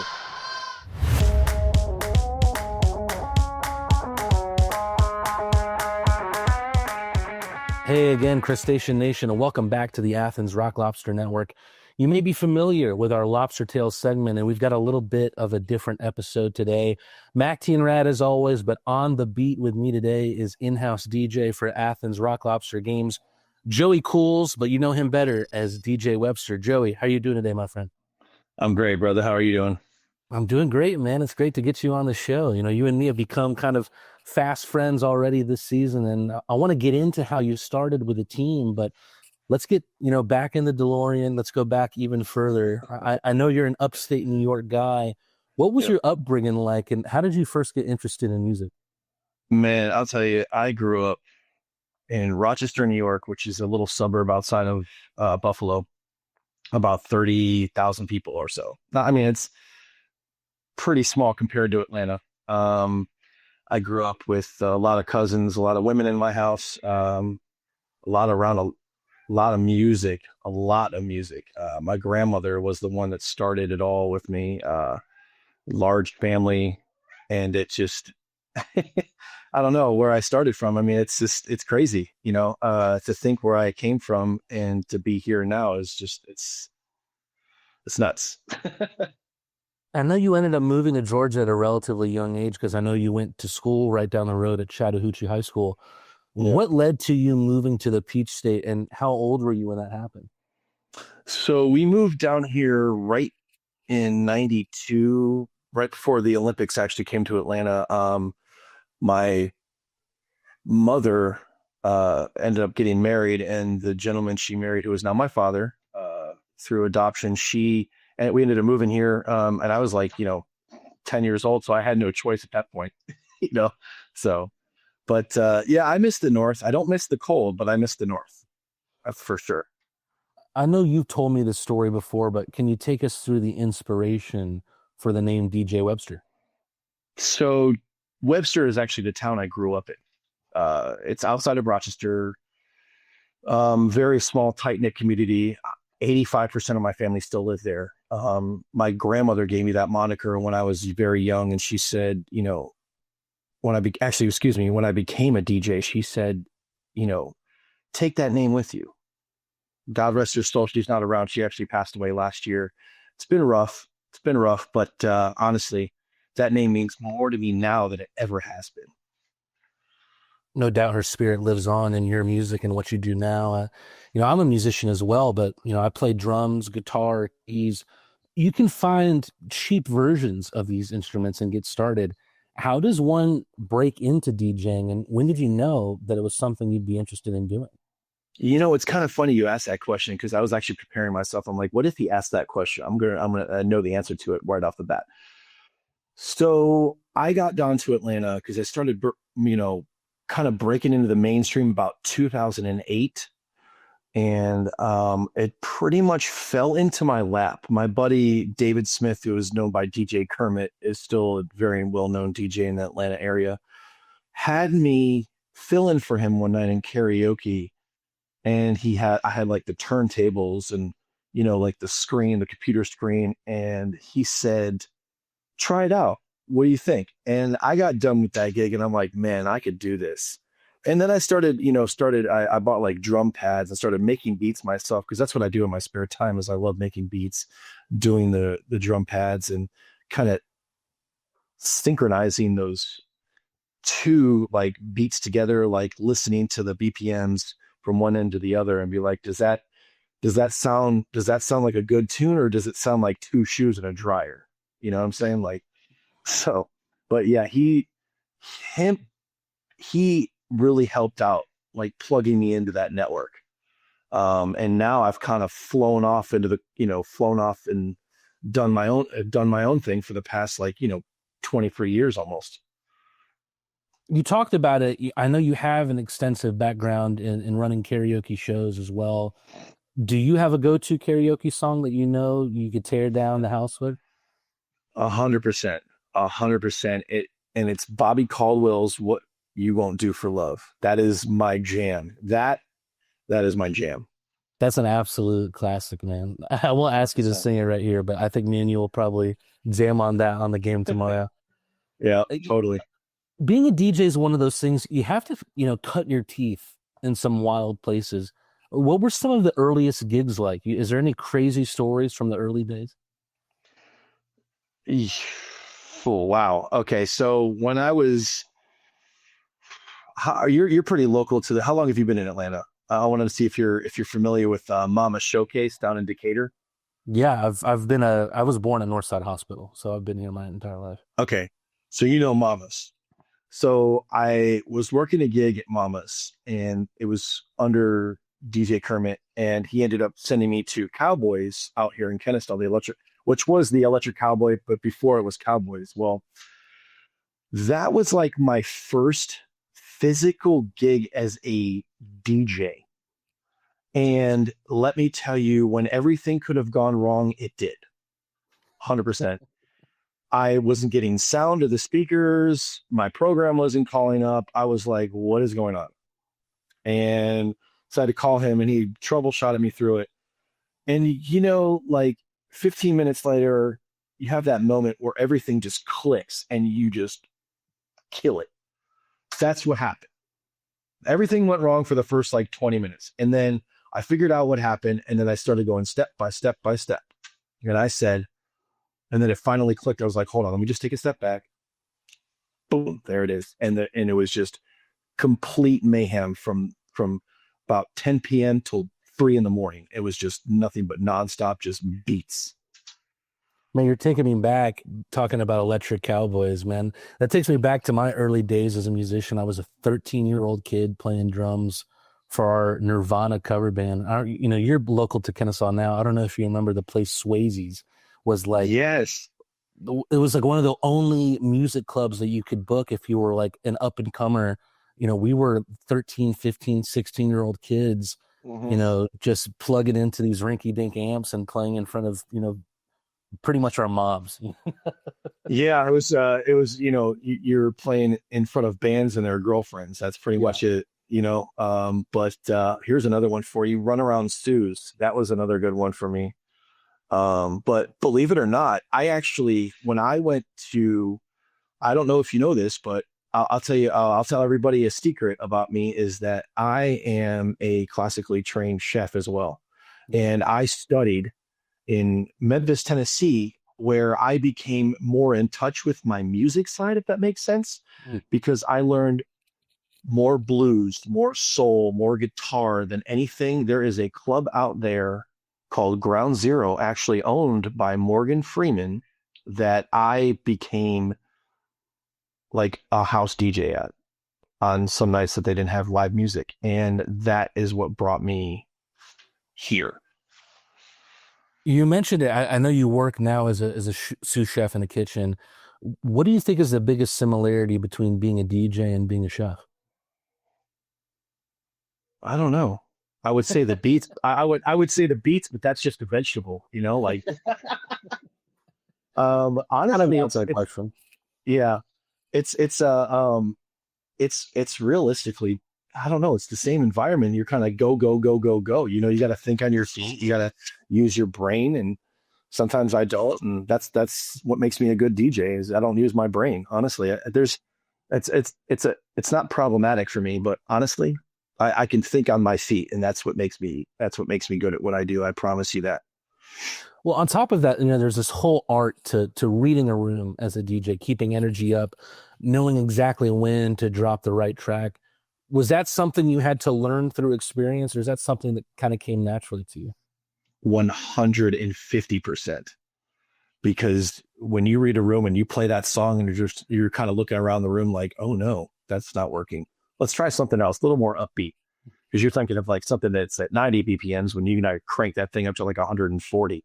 Yeah, So, but people are very receptive of being like, oh, we don't like this, because you'll see like the dance floor kind of just go like this, and then they're just like, oh, wait a minute, here we go. So, any line dance song like Cupid Shuffle or Swag Surfing, anything like that. It's a crowd pleaser, especially, Teach Me How to Dougie. Anything that gets the crowd pumping, like, Chappell Roan's new Hot to Go. That certainly is a heavy hitter with the Rock Lobsters, as you can probably see in the crowd. You got a great, as well as I do, you got a great bird's eye view of where we're standing, We'll talk a little bit more about specific songs in a second, but, we're mentioning the Rock Lobsters now. Let's fast forward a bit to the sports side of things. I know you have a little bit of background in sports and even in hockey as well. What have your other spots in sports looked like? I've played first baseman for baseball as long as I can remember. I was always a baseball kid, man. Loved baseball. Started when I was real young, like 4 years old. I was hitting it off the tee. Of course, I missed and hit my dad's head, but it's fine. Growing up in a tight knit Italian community up in New York it was nice to see everybody brought their families together, did like the Sunday thing. I never played football, man. It was always baseball and hockey. Never played football, always baseball and hockey. And then, you have this opportunity with the Rock Lobsters comes up. You and I both know it's been a really fun opportunity for both of us. How did it all come together for you? Honestly, I'm a victim of chance, man. I take a chance on anything. Honestly, I went onto the website and I heard there was a team out in Athens, and I sent a general inquiry, and, they got back to me, lickety split. And I was like, what? And had my interview, and the rest is history, my friend. This. My story is pretty similar, as a matter of fact. But yeah. I'm sure there was preparation that went into getting ready for the season, even if it was kind of bang, bang. What does that preparation look like? And does that preparation even change from game to game? Yeah. Our technical director. She's great at what she does, and she sends me a good list of songs. And shout out to Sarah for that. She's basically come into this role, and she's done a great job. She sends me a list of songs, for technically, our Star Wars night we have coming up, as well as our first responders as well. A lot of the the national anthems and stuff like that. It's a list that I have to go by, and try not to go away from it. But the first couple of games, it was kind of a free for all. But like I said, this is a game of thinking on your feet. Sometimes it can be tough to think on your feet. In that case, is there a song that is just all reliable for you? A song that you just know is going to bring people to their feet every time? Sweet Caroline, my guy. More on that later. So you've gotten a great view of some great Rock Lobster moments in this inaugural season. You're just whatever it is, 10 feet to my left. Is there a special moment that comes to mind as your number one for this season? Honestly, first game of the season. Well, the first game that we actually got into the arena, it was incredible. That sold out night of 5,400 people. The gods spoke to me, especially with my grandmother there. I felt it. I felt it, man. I really did. And I was in tears almost half the game, just because of it was like a culmination of my entire 23-year career coming into, this is the biggest platform I've been on. And I'm so grateful to be here. That's a tremendous story. I wasn't expecting that kind of answer. It feels like a weird segue to transition into this next question. Yeah. I wanted to ask about, you have great conversations with the guys. I'm always talking when you say, hey, I was talking to Greco or I was talking to Milan, and we're talking about that. I wanted to know if in your conversations with any of the guys, who on the team you might guess has the best music taste? Believe it or not, I'm going to go with Captain Fantastic himself, because, me and Carter, we share a kind of similar personality. I've got a lot of their playlists. A lot of the younger guys, hit me with some EDM stuff like that, like Pow and Rosie and stuff like that. But I'd have to say Shinks and Portillo. We all know where he is, and I'm happy where he is, but come on back, dude. Come on, let's go. Where are you at? But yeah, I would say Shinks, honestly. I feel like he has the ear, because, Metallica is his thing and a lot of that. So. Well, Joey, I don't know if your cat's trying to talk to my cat over here. I don't know if they sense that there's another feline across the cosmos here, but all we've got left is some rapid fire questions for you, and that's how we'll wrap it up. And I think you've kind of already answered my first one. Sweet Caroline or Sandstorm? As far as game moments? Yeah. What are we talking, like third period down by a goal? I'm talking the old, like we talked about old reliable for a DJ, and you kind of already said Sweet Caroline, but that's kind of what I had in mind when asking that question. Yeah, I would say Sandstorm, believe it or not. Yeah. It's just that down to the wire, just boom, got to hit it with the bass, because I'm a bass guy, man. I love speakers. Talk to me in bass. What about pumping the crowd up? What's the best pump up song of all time?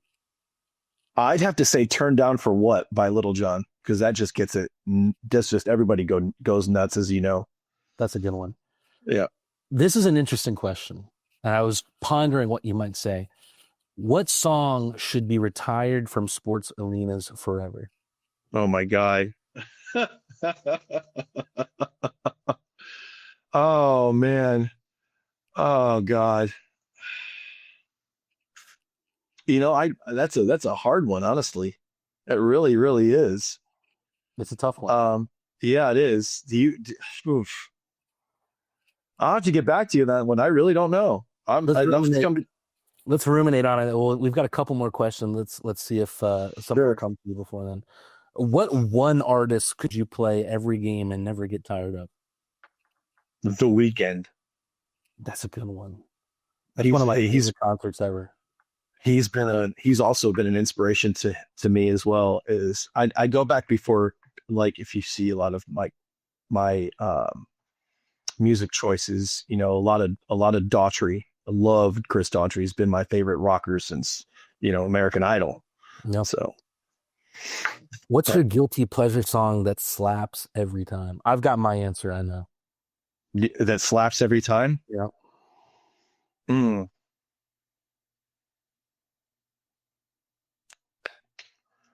We hate to cut short our Lobster Tales interview with DJ Webster, especially the day before his birthday, but we're almost back in action here for the third period between the Rock Lobsters and the Baton Rouge Zydeco. Right now, the Rock Lobsters up 2-0 thanks to 2 goals from the new man, Andrew Stafora. Let's see what's got going here in the third period, because it looks like it's going to be a 4-on-4 to start us off. Right now, the numbers of Rio Namiki and Troy Murray with 2 minutes next to their name is what is up on the scoreboard. Rock Lobsters with a 2-0 lead. It's the young man, Andrew Stafora, who recently got quizzed to be a police officer. He has the sirens ringing here with 2 goals tonight. A very, very apt performance the day after First Responders Night. The Rock Lobsters have 29 shots on goal compared to Baton Rouge's 24, which is already more than Baton Rouge logged in the entirety of last night's game. However, the Zydeco also showed that they were very, very dangerous late on in the game, had some clutch goals, especially in the last minute to make it 4-3. They emptied the net once again, but couldn't find another goal to try and tie it up late on. 20 minutes on the clock. Rock Lobsters lead 2-0. Can they keep it that way? Don't want to jinx anything, but can they keep the goose egg on the scoreboard as well? Let's find out.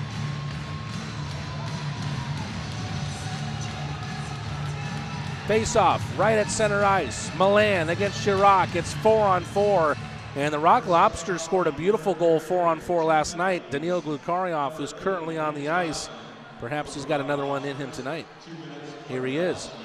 Glukaryov almost beautifully finding Milan, but Chirac got his stick in between that pass between Glukaryov and Milan. Glukaryov ends up almost setting up Chirac, who takes it into the Rock Lobster zone. They lose the puck. Captain Fantastic Carter Shinkarik has it back up the right side. Milan moving from right to left. Enters the zone. Beautiful move! Garrett Milan tries to stick it 5-hole. Doesn't go. Stevens squeezes the quads together and keeps Milan out. Would have been a highlight reel goal. Is there one from Daniil Glukaryov? A Russian laser from the right side that goes over the bar of Stevens. Pad save from Stevens on the shot from Shinkarik. Glukaryov was on the doorstep. Minute to go on the 4-on-4. Zydeco just trying to catch their breath here as Cole Willett will keep it behind the net. Wilson exchanging with him. Gallant trying to poke it away from Willett. Still Willett finding Wilson, who enters on the left side. Wilson into the left circle, back to the line. Shot comes from Garrett Johnson. Took an awkward skip, but the skip ultimately took it past Lavalier and past the net altogether. Gallant finds Virgili. Virgili has carved out a path for himself. The Swede, looking sweet, gets taken down to the ice by Larwood before he reached Stevens' net. How about this for a start for the Rock Lobsters in this third period? Looking good on the 4-on-4. Gallant kicks it with a skate. Off the boards, recycled by Virgili. He gets cross-checked to the ice, and Miettinen gets it away. Gallant and Virgili, they just have that sort of twin philosophy with one another. They always know where one of each other is. Zydeco dump in, no icing here. Eased up the left side boards. Poked away by Greco, popped up on him and a Zydeco player. Good move there from Stafora, who gets absolutely demolished by a hit from Namiki, and now Johnson wants a piece of him. Stafora up to his knees, but he got decimated by the hit from Namiki. Namiki and Johnson were both just out of the penalty box. You see Stafora there getting checked on by Chris McNeely.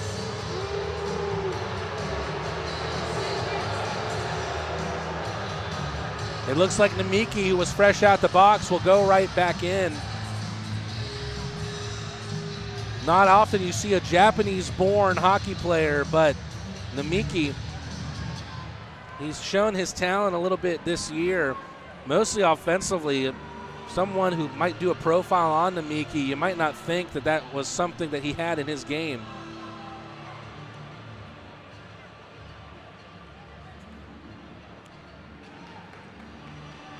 Stafora there to tell the referee something, and then a stare down of Namiki, who's sitting down in the box. Namiki's in the box, but no number has been put up yet. Perhaps they're looking at more than a minor here.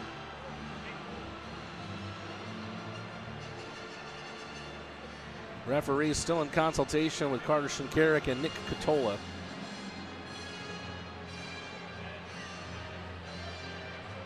Katola going back to the bench, as will Carter Shinkarik.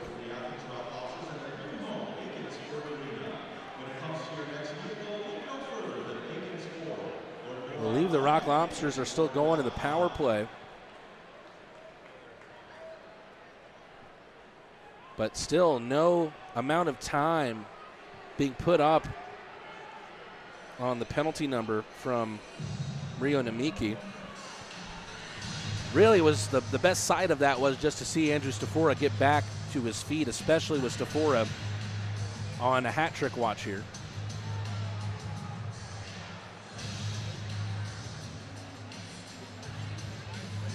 Johnson and Namiki had gotten tied up. Looks like we're still trying to figure out what the call is here. We're going to go to a commercial break, and I believe when we come back from it, the Rock Lobsters are going on the Paloma Park power play. Stay tuned with us here. Rock Lobsters continue to lead 2-0.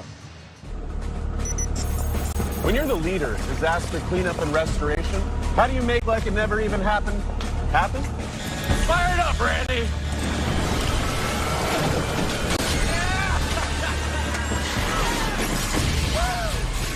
By being prepared for anything!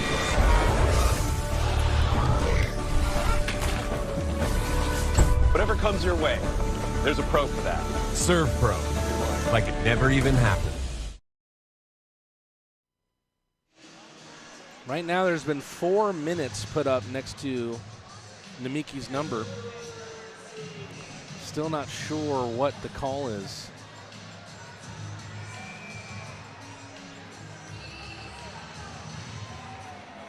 Two minutes for slashing will be one of the calls.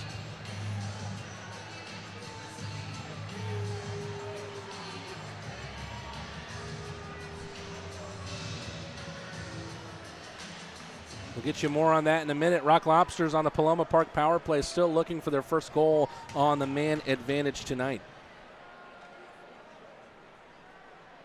Shinkarik trying to gather speed out of his own zone. Speaking of speed, here comes Garrett Milan. Malik Johnson, centering pass!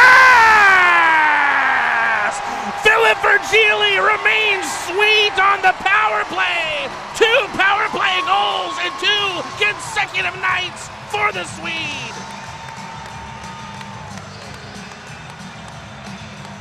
Goal number 27 on the year for Philip Virgili. Let's take another look. Malik Johnson with great vision out of the right circle to center it into the slot. Philip Virgili makes it a 3-0 game.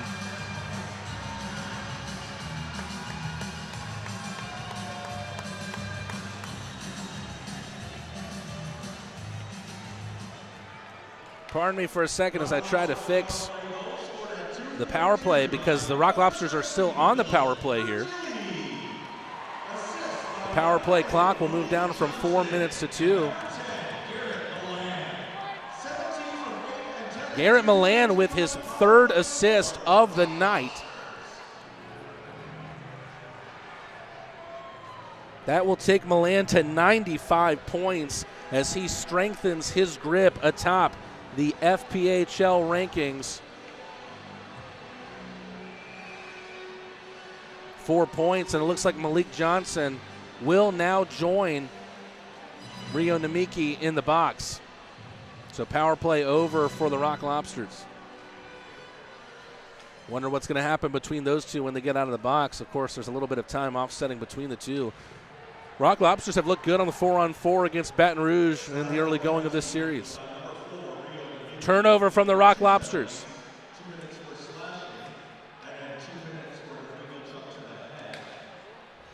Illegal check to the head was the call against Namiki along with his slashing. Another turnover from the Rock Lobsters in their own end. A shot from Elijah Wilson goes wide. They're still looking for their first shot in the third period. No shot for the Rock Lobsters there as Carter Shingaric carried it over with a teammate in an offside position.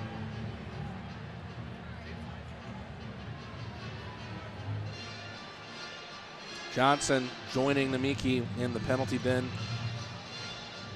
He goes off for 2 minutes for tripping. 3.5 minutes gone. Philip Virgili has made it a 3-0 game. Hard off the boards on the near side. Virgili pokes it back for his fellow Swede, Oja. Gallant around the net of Lavalier. Playing out from his own half. Gallant stomps on the brakes. That caused some confusion for Alexanian, but Baton Rouge wins it back in a dangerous area. Virgili whisks it around the inboards, falls to Oja on the near side. All the way back around for Greco. Oja, a native Swede, Greco having spent time playing professionally in Sweden.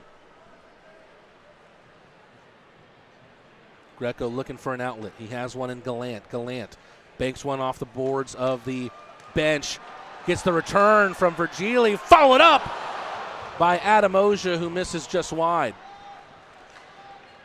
Almost looking for a little bit of a Swedish connection there. Virgili with a goal, and potentially Oja. Shot came in. That one rocks off the side netting. Some of us in Akins Ford Arena thought that was potentially the first goal of the night for Baton Rouge.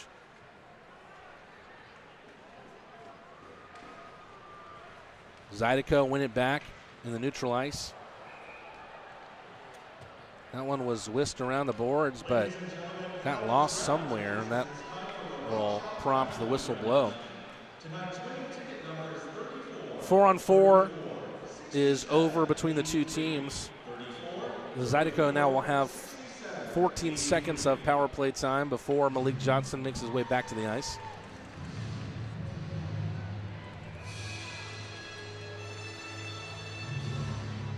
Let's see if the Zydeco can generate a rush here and make something happen, as they'll be up a man for a matter of seconds.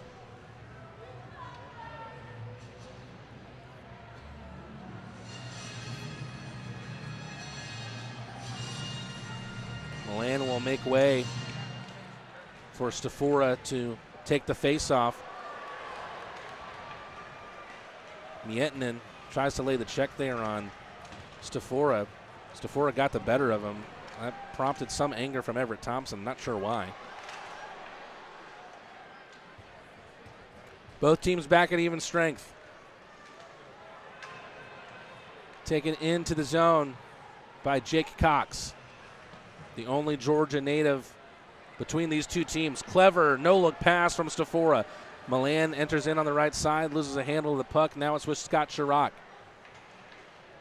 Ciolik evades the hit from Murray, but trickles back for Zach Papapetros.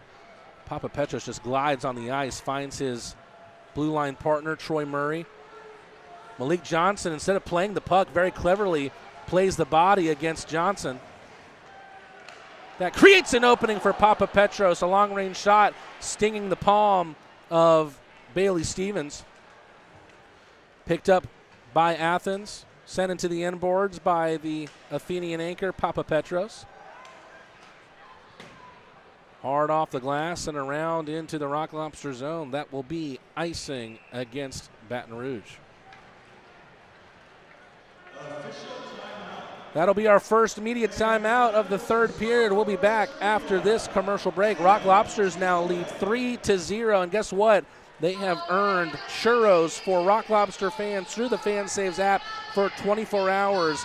Go ahead and download the FanSaves app or scan the QR code on your screen right now to make sure you can cash in on your free churros for 24 hours. A reminder, too, that this broadcast of the Athens Rock Lobsters is brought to you by Piedmont Athens Regional. Real change lives here. Akins Ford is the largest Ford dealership in Georgia. If you're going to trust anyone, why not trust the biggest and the best?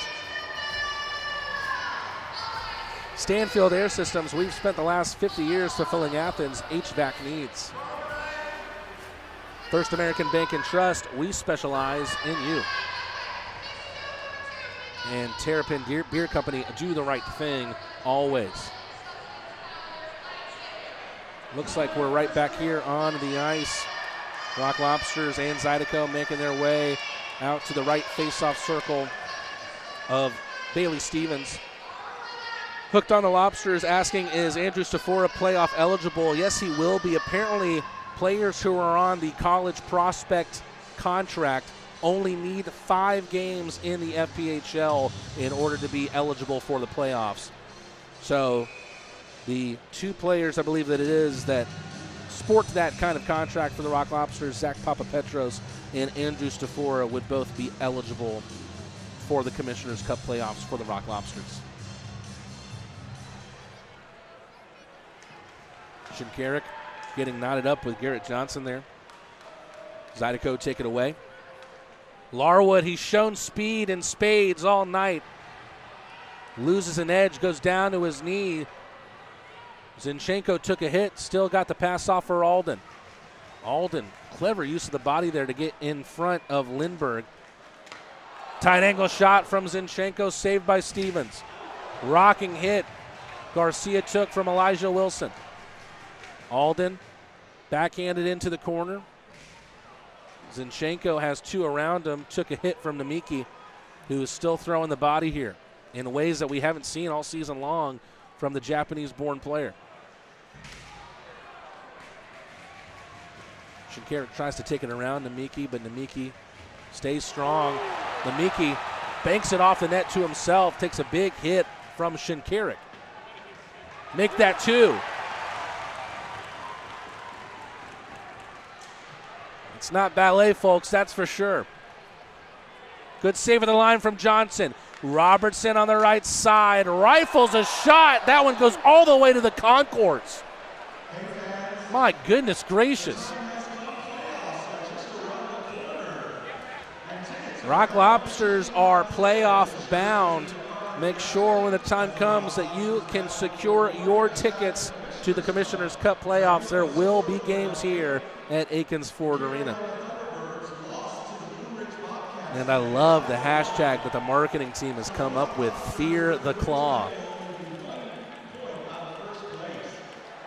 Those who have created the team, created the brand, created the imaging, they have really nailed the all-around look of this team and what the team stands for, and has made it very, very easy to get behind this team, whether you're in the crowd tonight or whether you're calling play-by-play commentary for the Rock Lobsters. Virgili, he's looking for his second. Stomps on the break, U-turns, tries the wraparound on the near side. Stevens was able to make the read and then make the save.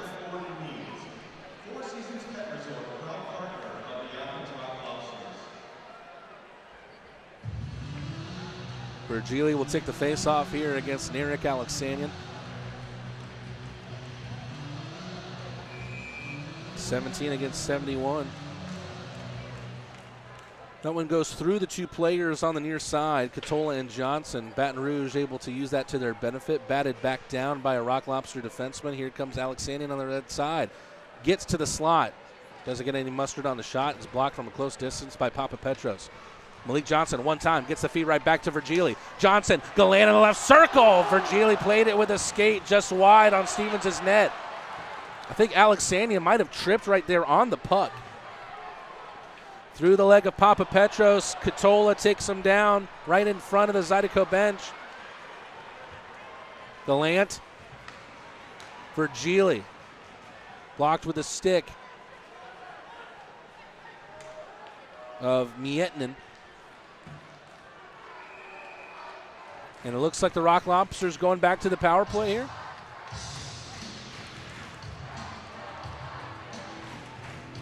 A chant of "Let's Go Lobsters" ringing out over Akins Ford Arena.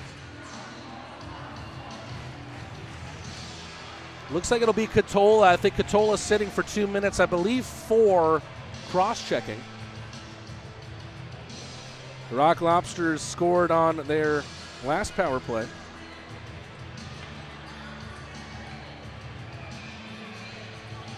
Power play goal from Philip Virgili, the Swedes' second in 2 consecutive nights. Garrett Milan will also have a chance to get into the 3 stars presented by 23 Design. He has 3 assists. Shinkarik out to the right for Milan. Gallant taking an office in the slot. Greco here on the left side joining the power play. Greco tries for the shot. High-powered effort just wide on Stevens. Milan recollects, finds Virgili just past the goal line. Played with the skate of Milan. Shinkarik wants it, but Gallant's found instead. Gallant in the slot! That went off the bar. Casa Gallant rings the iron. Milan with a slapper, breaks his stick, makes it knuckle into the end boards past Stevens. Both teams skating 4 apiece while Milan gets a new twig, and here he is. Junk South might have something to say about that broken stick. Shinkarik stops the puck, finds Gallant. Gallant looking dangerous right now. He's trying to expand on his lead, both potentially in the FPHL goal-scoring rankings, but also in the power play goal rankings. Shinkarik up the right. Milan trying to set up Gallant. Gallant hasn't been in the slot in the power play for most of the season, but he's looking dangerous thus far here. Milan with another ripper, but another knuckler that is over the net of Stevens. Greco wins it back. 40 seconds to go on the power play. Shinkarik with a try! Philip Virgili thought it might have still been loose as he batted at it, but the glove save from Stevens stops the clock at 10:30. Junk South wants you to say, "Oh, fiddlesticks," every time there's a broken stick on the ice. Make sure you take care of your junk today and call Junk South. Still 35 seconds to go on the Rock Lobster man advantage. A reminder here over the loudspeaker that free churros tomorrow for 24 hours through the Fan Saves app at Paloma Park. Johnson on the face-off win from Stafora. Murray can't keep it in the zone with a pass over to Papa Petros. Stafora now has it in his own zone. Eases it over to his former Castleton teammate, Malik Johnson, in the left circle. Working his way through neutral ice, enters the zone himself on the left side of the line, takes a hip check from Lindberg, and then takes a check into the boards from McGuire. Murray into the corner. Can't get past Miettinen, but Glukaryov pinning Wilson. Good effort here from the line from Stafora. Centering pass from Glukaryov. Couldn't be batted out of midair by Johnson.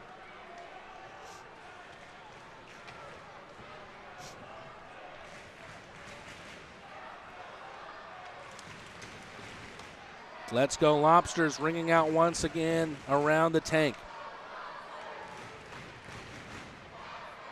Baton Rouge have had some fire to their game tonight, but the Rock Lobsters have stomped it out for the most part. Will that change here from Lindberg?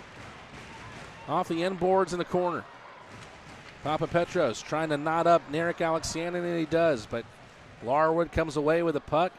Up the left side boards towards the blue line, works his way, banks a pass. One-timed by Lindberg, but wide. About 9 minutes to go in regulation. Rock Lobsters trying to hold firm on their 3-0 lead while the Zydeco try to find their first of the night. No icing, say the officials, as we saw Garrett Johnson wipe out right in front of his bench. He'll return to ride the pine. This time it will be an icing, but it's going against the Zydeco. Won't matter much. We're going to a media timeout here at Akins Ford Arena. The Rock Lobsters making it look easy, winning 3-0. Can they finish the Zydeco beat off tonight before they try to take the care of business once again tomorrow night at 4:05? Stay tuned with us here on the Athens Rock Lobster Network. Since we opened in 1968, we've taken pride in our professional staff. Unparalleled customer service is our legacy. Experience the best, skilled hands and friendly faces. At Stanfield Air Systems, satisfaction is not just a guarantee, it's our tradition. Schedule online at stanfieldair.com.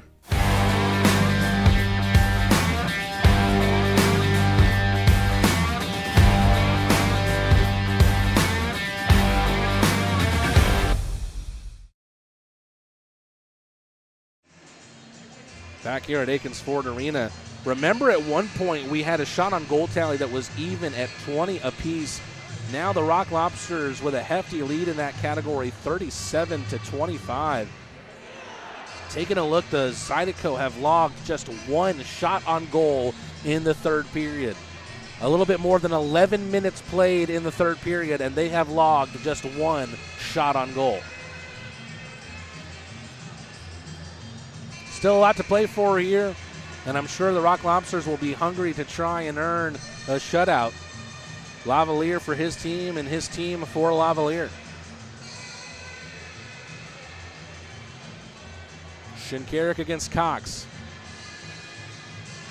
Right face-off circle offensively for the Rock Lobsters, and Athens wins the draw.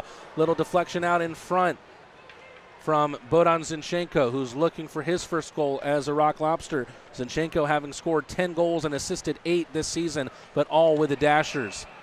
Easy call to be played there against Carter Shinkarik as he commits the trip on Thomas McGuire. Captain Fantastic will sit for 2, and the Rock Lobsters will go down to the Leslie Jones Law penalty kill once again. Strong, skilled, strategic defense. When you think those words, you think Leslie Jones Law. Rock Lobsters have been repeat offenders tonight, but if you can be good, that's great. If you can't, you get caught in the penalty box, call Leslie Jones Law.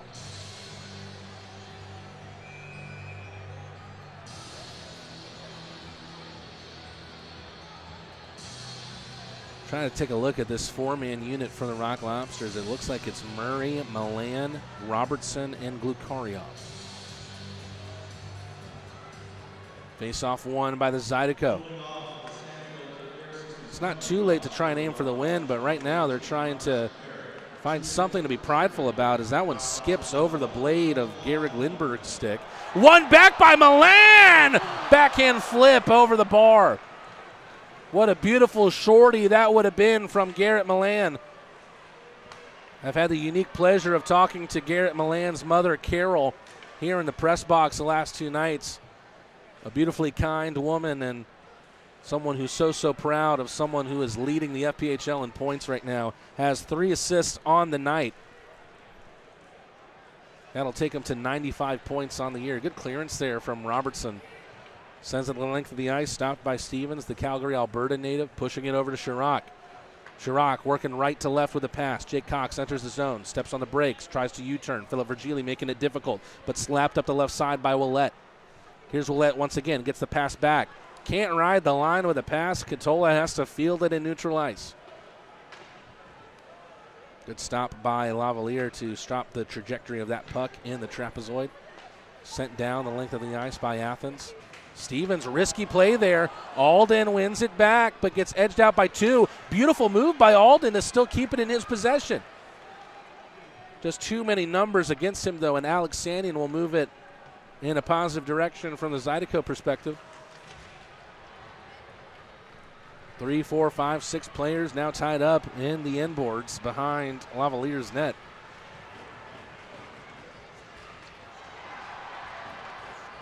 Puck at the line. Katola through traffic. Took a bounce. Papapetros one-times it all the way down, and Stevens will play it once again. Power play coming to its end for Baton Rouge as Carter Shinkarik is back out onto the ice. Tight angle shot, misses by some distance. Never really troubled William Lavalier. Lavalier with a rare back-to-back start. It's rare for any Rock Lobster goaltender, but Josh Rosenzweig serving a 2-game suspension. He'll be back in contention tomorrow afternoon, and you'd have to imagine that Rosenzweig will get the start. Puck once again pinned to the corner boards. Both teams trying to shepherd it out. It pops up for Oja. Nice little pass to find Milan.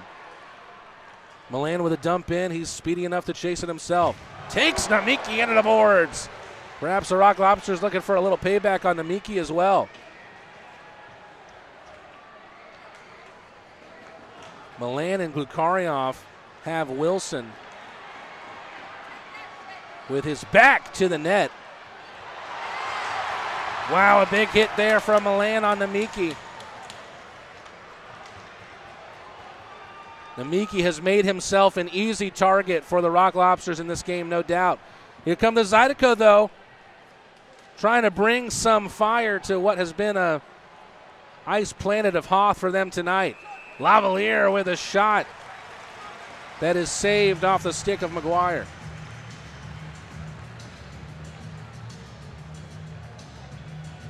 Almost exactly 5 more minutes to be played. A quarter of this third period. Rock Lobsters bringing this game nearly to a comfortable end, but they are still hungry for the shutout.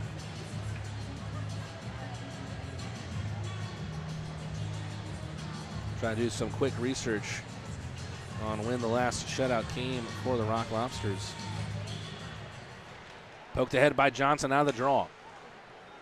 Great pass from Stafora out to the left for Murray. Murray gets taken into the glass. Stafora comes away with it. Stafora still on hat trick watch. Banks it over to Robertson. Returns it right back to Stafora. Stafora will try to go backhand. Almost wins it back off of Haggerty, who wrestles the man with 2 goals in this game to the ground.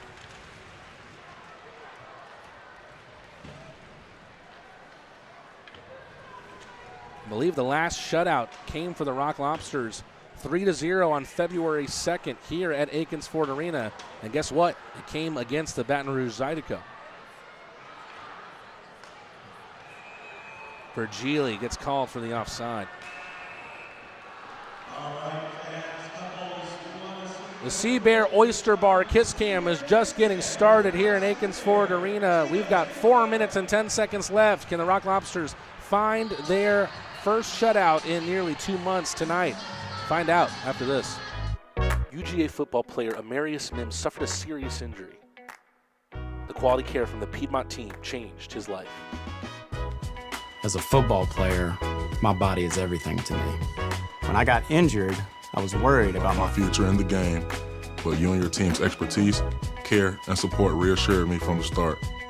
I've been able to recover because of the quality care I received at Piedmont, and I am back playing at my full potential on the field. I can't thank you enough for what you've done for me, my family, and my future. Your help means the world to me, and I'll always be grateful for your part in keeping my dreams alive. How you doing? Well, I didn't know you were going to be here. Yes, sir. I'm so proud of you. So happy for you. It gives me joy to see you out there on the field doing your thing. You look good. Appreciate you. It's a good-looking ankle. I'm trying to tell you.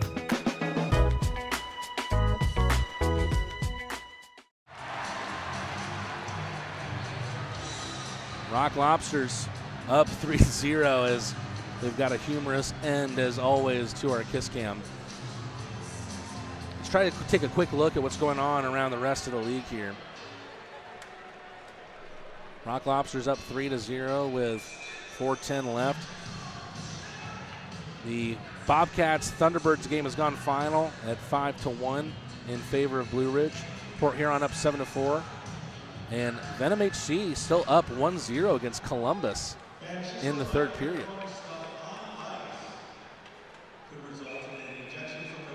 Another whistle here. 4 minutes and 2 seconds left in regulation. Monroe Moccasins up big on Mississippi 5-2. They need to win every game they can to stay in any kind of playoff contention. The Dashers have tied it up at 2 apiece against Watertown. They were so close to tasting victory.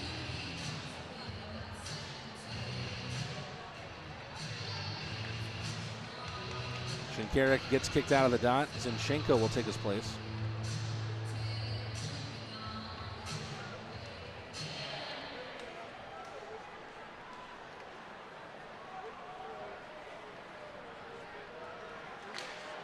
Swatted in on the far side by Jake Cox. Zydeco trying to create some pressure on the forecheck late on.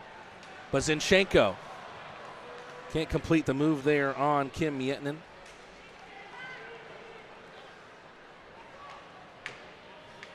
Michael Greco gets in front of Jake Cox. Dumps the puck in. Stevens loses it. Alden almost wins it off him, and he does. Zinchenko, tight angle on the goal line. Finds Oja back. Zinchenko plays it with a skate. Oja around the end boards. Alden can't stop it as he's impeded by Lindbergh, but still gets there in the far corner. Oja tiptoes into the left circle. Shot blocked by Katola. Recovered by Shinkarik. Lukaryov fresh onto the ice. Centering pass through the skates of Zinchenko. And then Katola sends Lindbergh on a route.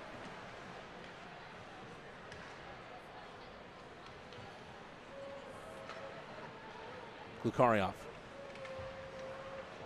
Couple of great moves. Gets him to neutral ice. Gets him to the offensive zone. Stafora can't carry him that puck down as he wanted to get a shot off and potentially complete his hat trick. Meanwhile, a huge hit laid by Kyle Powell on Thomas McGuire, but potentially Powell took the worst of it.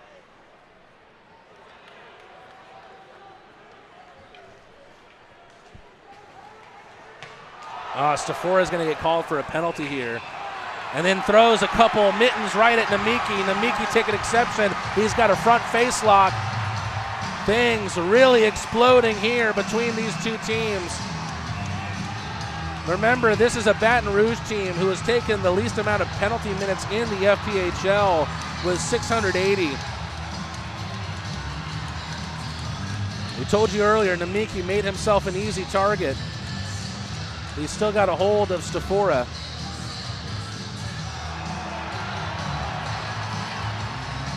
Powell getting in the face of Namiki. Namiki should know from seeing the fight between Powell and Elias Thompson that he doesn't want any of that noise.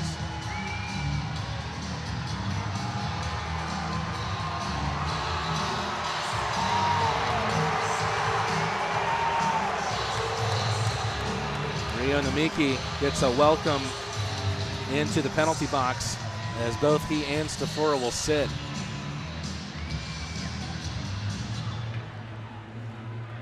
I believe the Zydeco are about to go on a power play, so we'll see what penalty was committed by Namiki there. Perhaps it's those punches that he tried to land while Stafora was already down on the ice.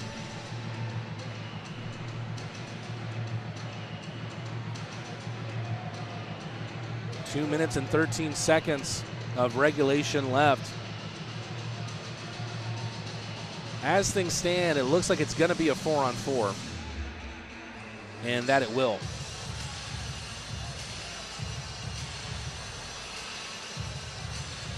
Taking another look at the tie-up there between Namiki and Stafora.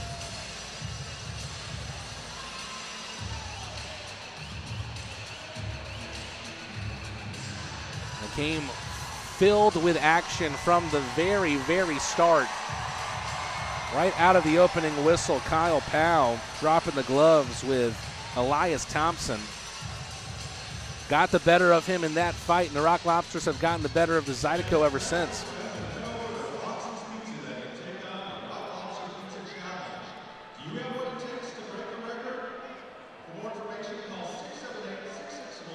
Pretty much all but 13 seconds that is left of regulation will be played 4-on-4.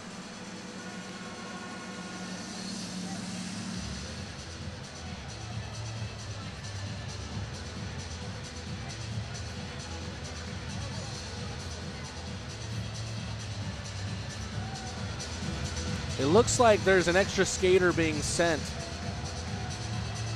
to the box for the Rock Lobsters, so it will be a power play for the Zydeco.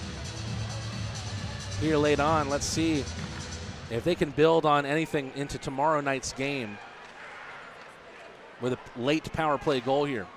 Puck pinballing all around in front of Lavalier's crease, taken away by Wilson. Wilson across the trap, stops in the near side corner, centering pass. Chirp didn't get any mustard on that one. Sent long by Murray and breaks the stick on the clearance. Interestingly enough, because there wasn't a lot on it.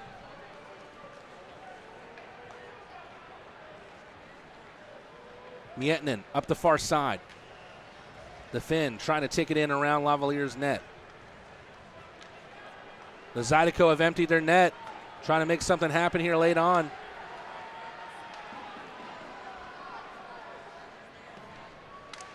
Ooh, centering shot. Came in from Chirp. Lavalier, not sure if he knew much about that one, as it came in from an awkward angle, but still makes the save.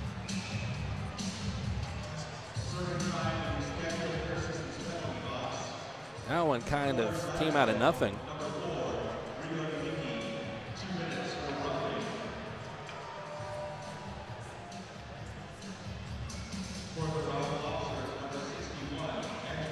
Baton Rouge with an empty net here. They've just called a timeout with 1:28 left in regulation, trying to find any points they can.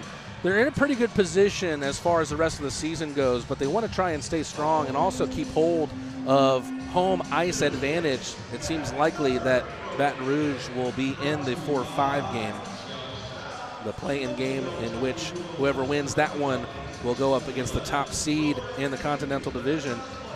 We'll see if the top seed at the end of the season will be the Rock Lobsters or if it will be the Thunderbirds.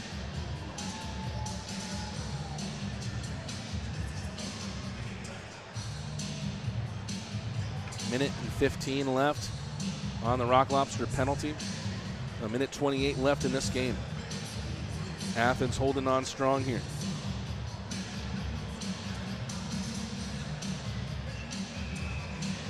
Will it remain that way? Rock Lobsters with a goal in each period. 2 from Stafora, 1 in the first, 1 in the second. Turnaround attempt on the empty net.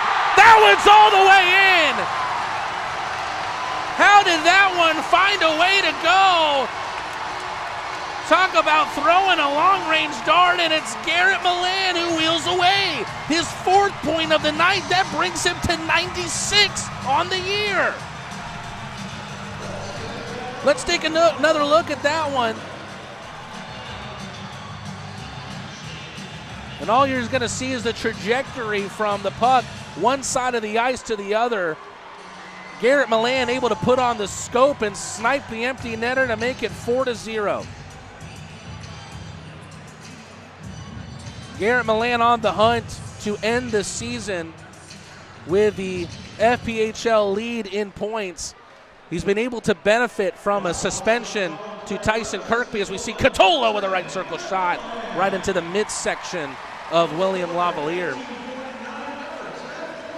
It seems more than likely, with the Rock Lobsters having, after this, another 6 games on the season, that Garrett Milan will secure a 100-point season on the year.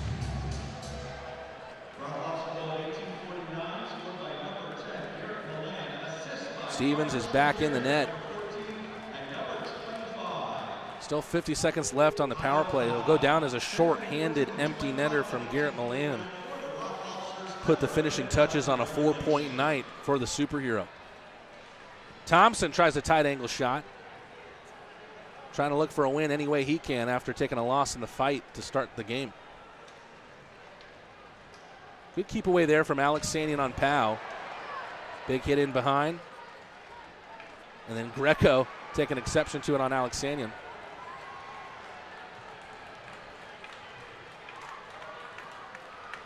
Less than half a minute to go here. Shot comes in from the left side from Thompson. Pad save from Lavalier. Shot from distance, blocked by Shinkarik, all the way back into the neutral ice. Katola, right circle shot, pad save Lavalier. Crowd coming to its feet. Let me tell you, on Star Wars night, the force was strong with this team tonight, and the Rock Lobsters put 4 on the Zydeco and keep their first shutout in nearly 2 months. The last one came against the Zydeco. They have another one, and William Lavalier keeps his first clean affair for the Rock Lobsters this year.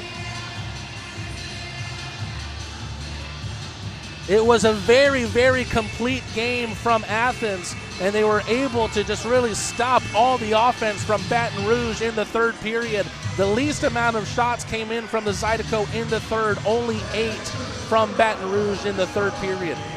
About halfway through the middle period, Andrew Safora started the scoring. The trio of him, Gukaryov, and Milan combined twice, as Safora was just in the right place, in the right time, multiple times tonight.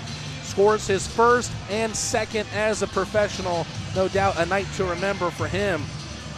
Then in the third period, Philip Virgili was able to log one in the early going of the third on the power play, sending Rock Lobster fans home happy, not only with a win, but also with free churros for 24 hours through the FanSaves app at Paloma Park. But the finishing touches came from the long-range empty net snipe from Garrett Milan. Milan with his 35th goal of the season, along with his 3 assists on the night. That's a 4-point night for him. That puts him on 35 goals and 61 assists for a total of 96 points so far on the year, as he's on the hunt for 100 total. This puts the Rock Lobsters on 112 points, and now going into tomorrow's game, they'll be 1 point behind the Carolina Thunderbirds with a game to play, as the Thunderbirds fell 5-1 against the Blue Ridge Bobcats tonight. That's exactly the kind of falter that Athens needed from Carolina, and now the Rock Lobsters in pole position to try and take the first spot in the Continental Division. Let's take a quick look at the rest of the scores around the FPHL. We've got final scores in Carolina and Port Huron. The Blue Ridge Bobcats beat Carolina 5-1, and the Motor City Rockers succumbed to the Port Huron Prowlers 4-7. Binghamton Black Bears still up on the Danbury Hat Tricks 4-2. How about this? The Venom HC take a 1-0 victory against the Columbus River Dragons. The River Dragons a tough team to shut out, but Venom, after I think a week or so removed after losing to the Dashers HC, are able to beat Columbus 1-0. Monroe Moccasins up big 5-2 against the Mississippi Seawolves. An interesting one right now in Danville. Looks like it's going to overtime, or it's just starting the third period, pardon me. Dashers against the Watertown Wolves, that game tied at 3 apiece. It took overtime to find the difference last night. Baton Rouge Zydeco stay on 77 points. The Rock Lobsters work to 112, and now it's time for the 23 Design 3 stars of the night. First professional goal for Andrew Safora. He followed it up with another, and he is your 3rd star of the night. Now you start wondering, is the goaltender going to be the 2nd or the 1st star?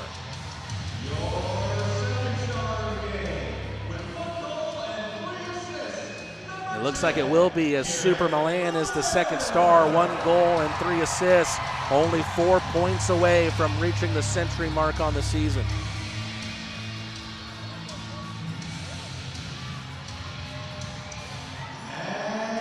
The first shutout in nearly 2 months for the Rock Lobsters, and rightfully so, the 1st star of the night with 32 saves and a clean sheet is William Lavalier.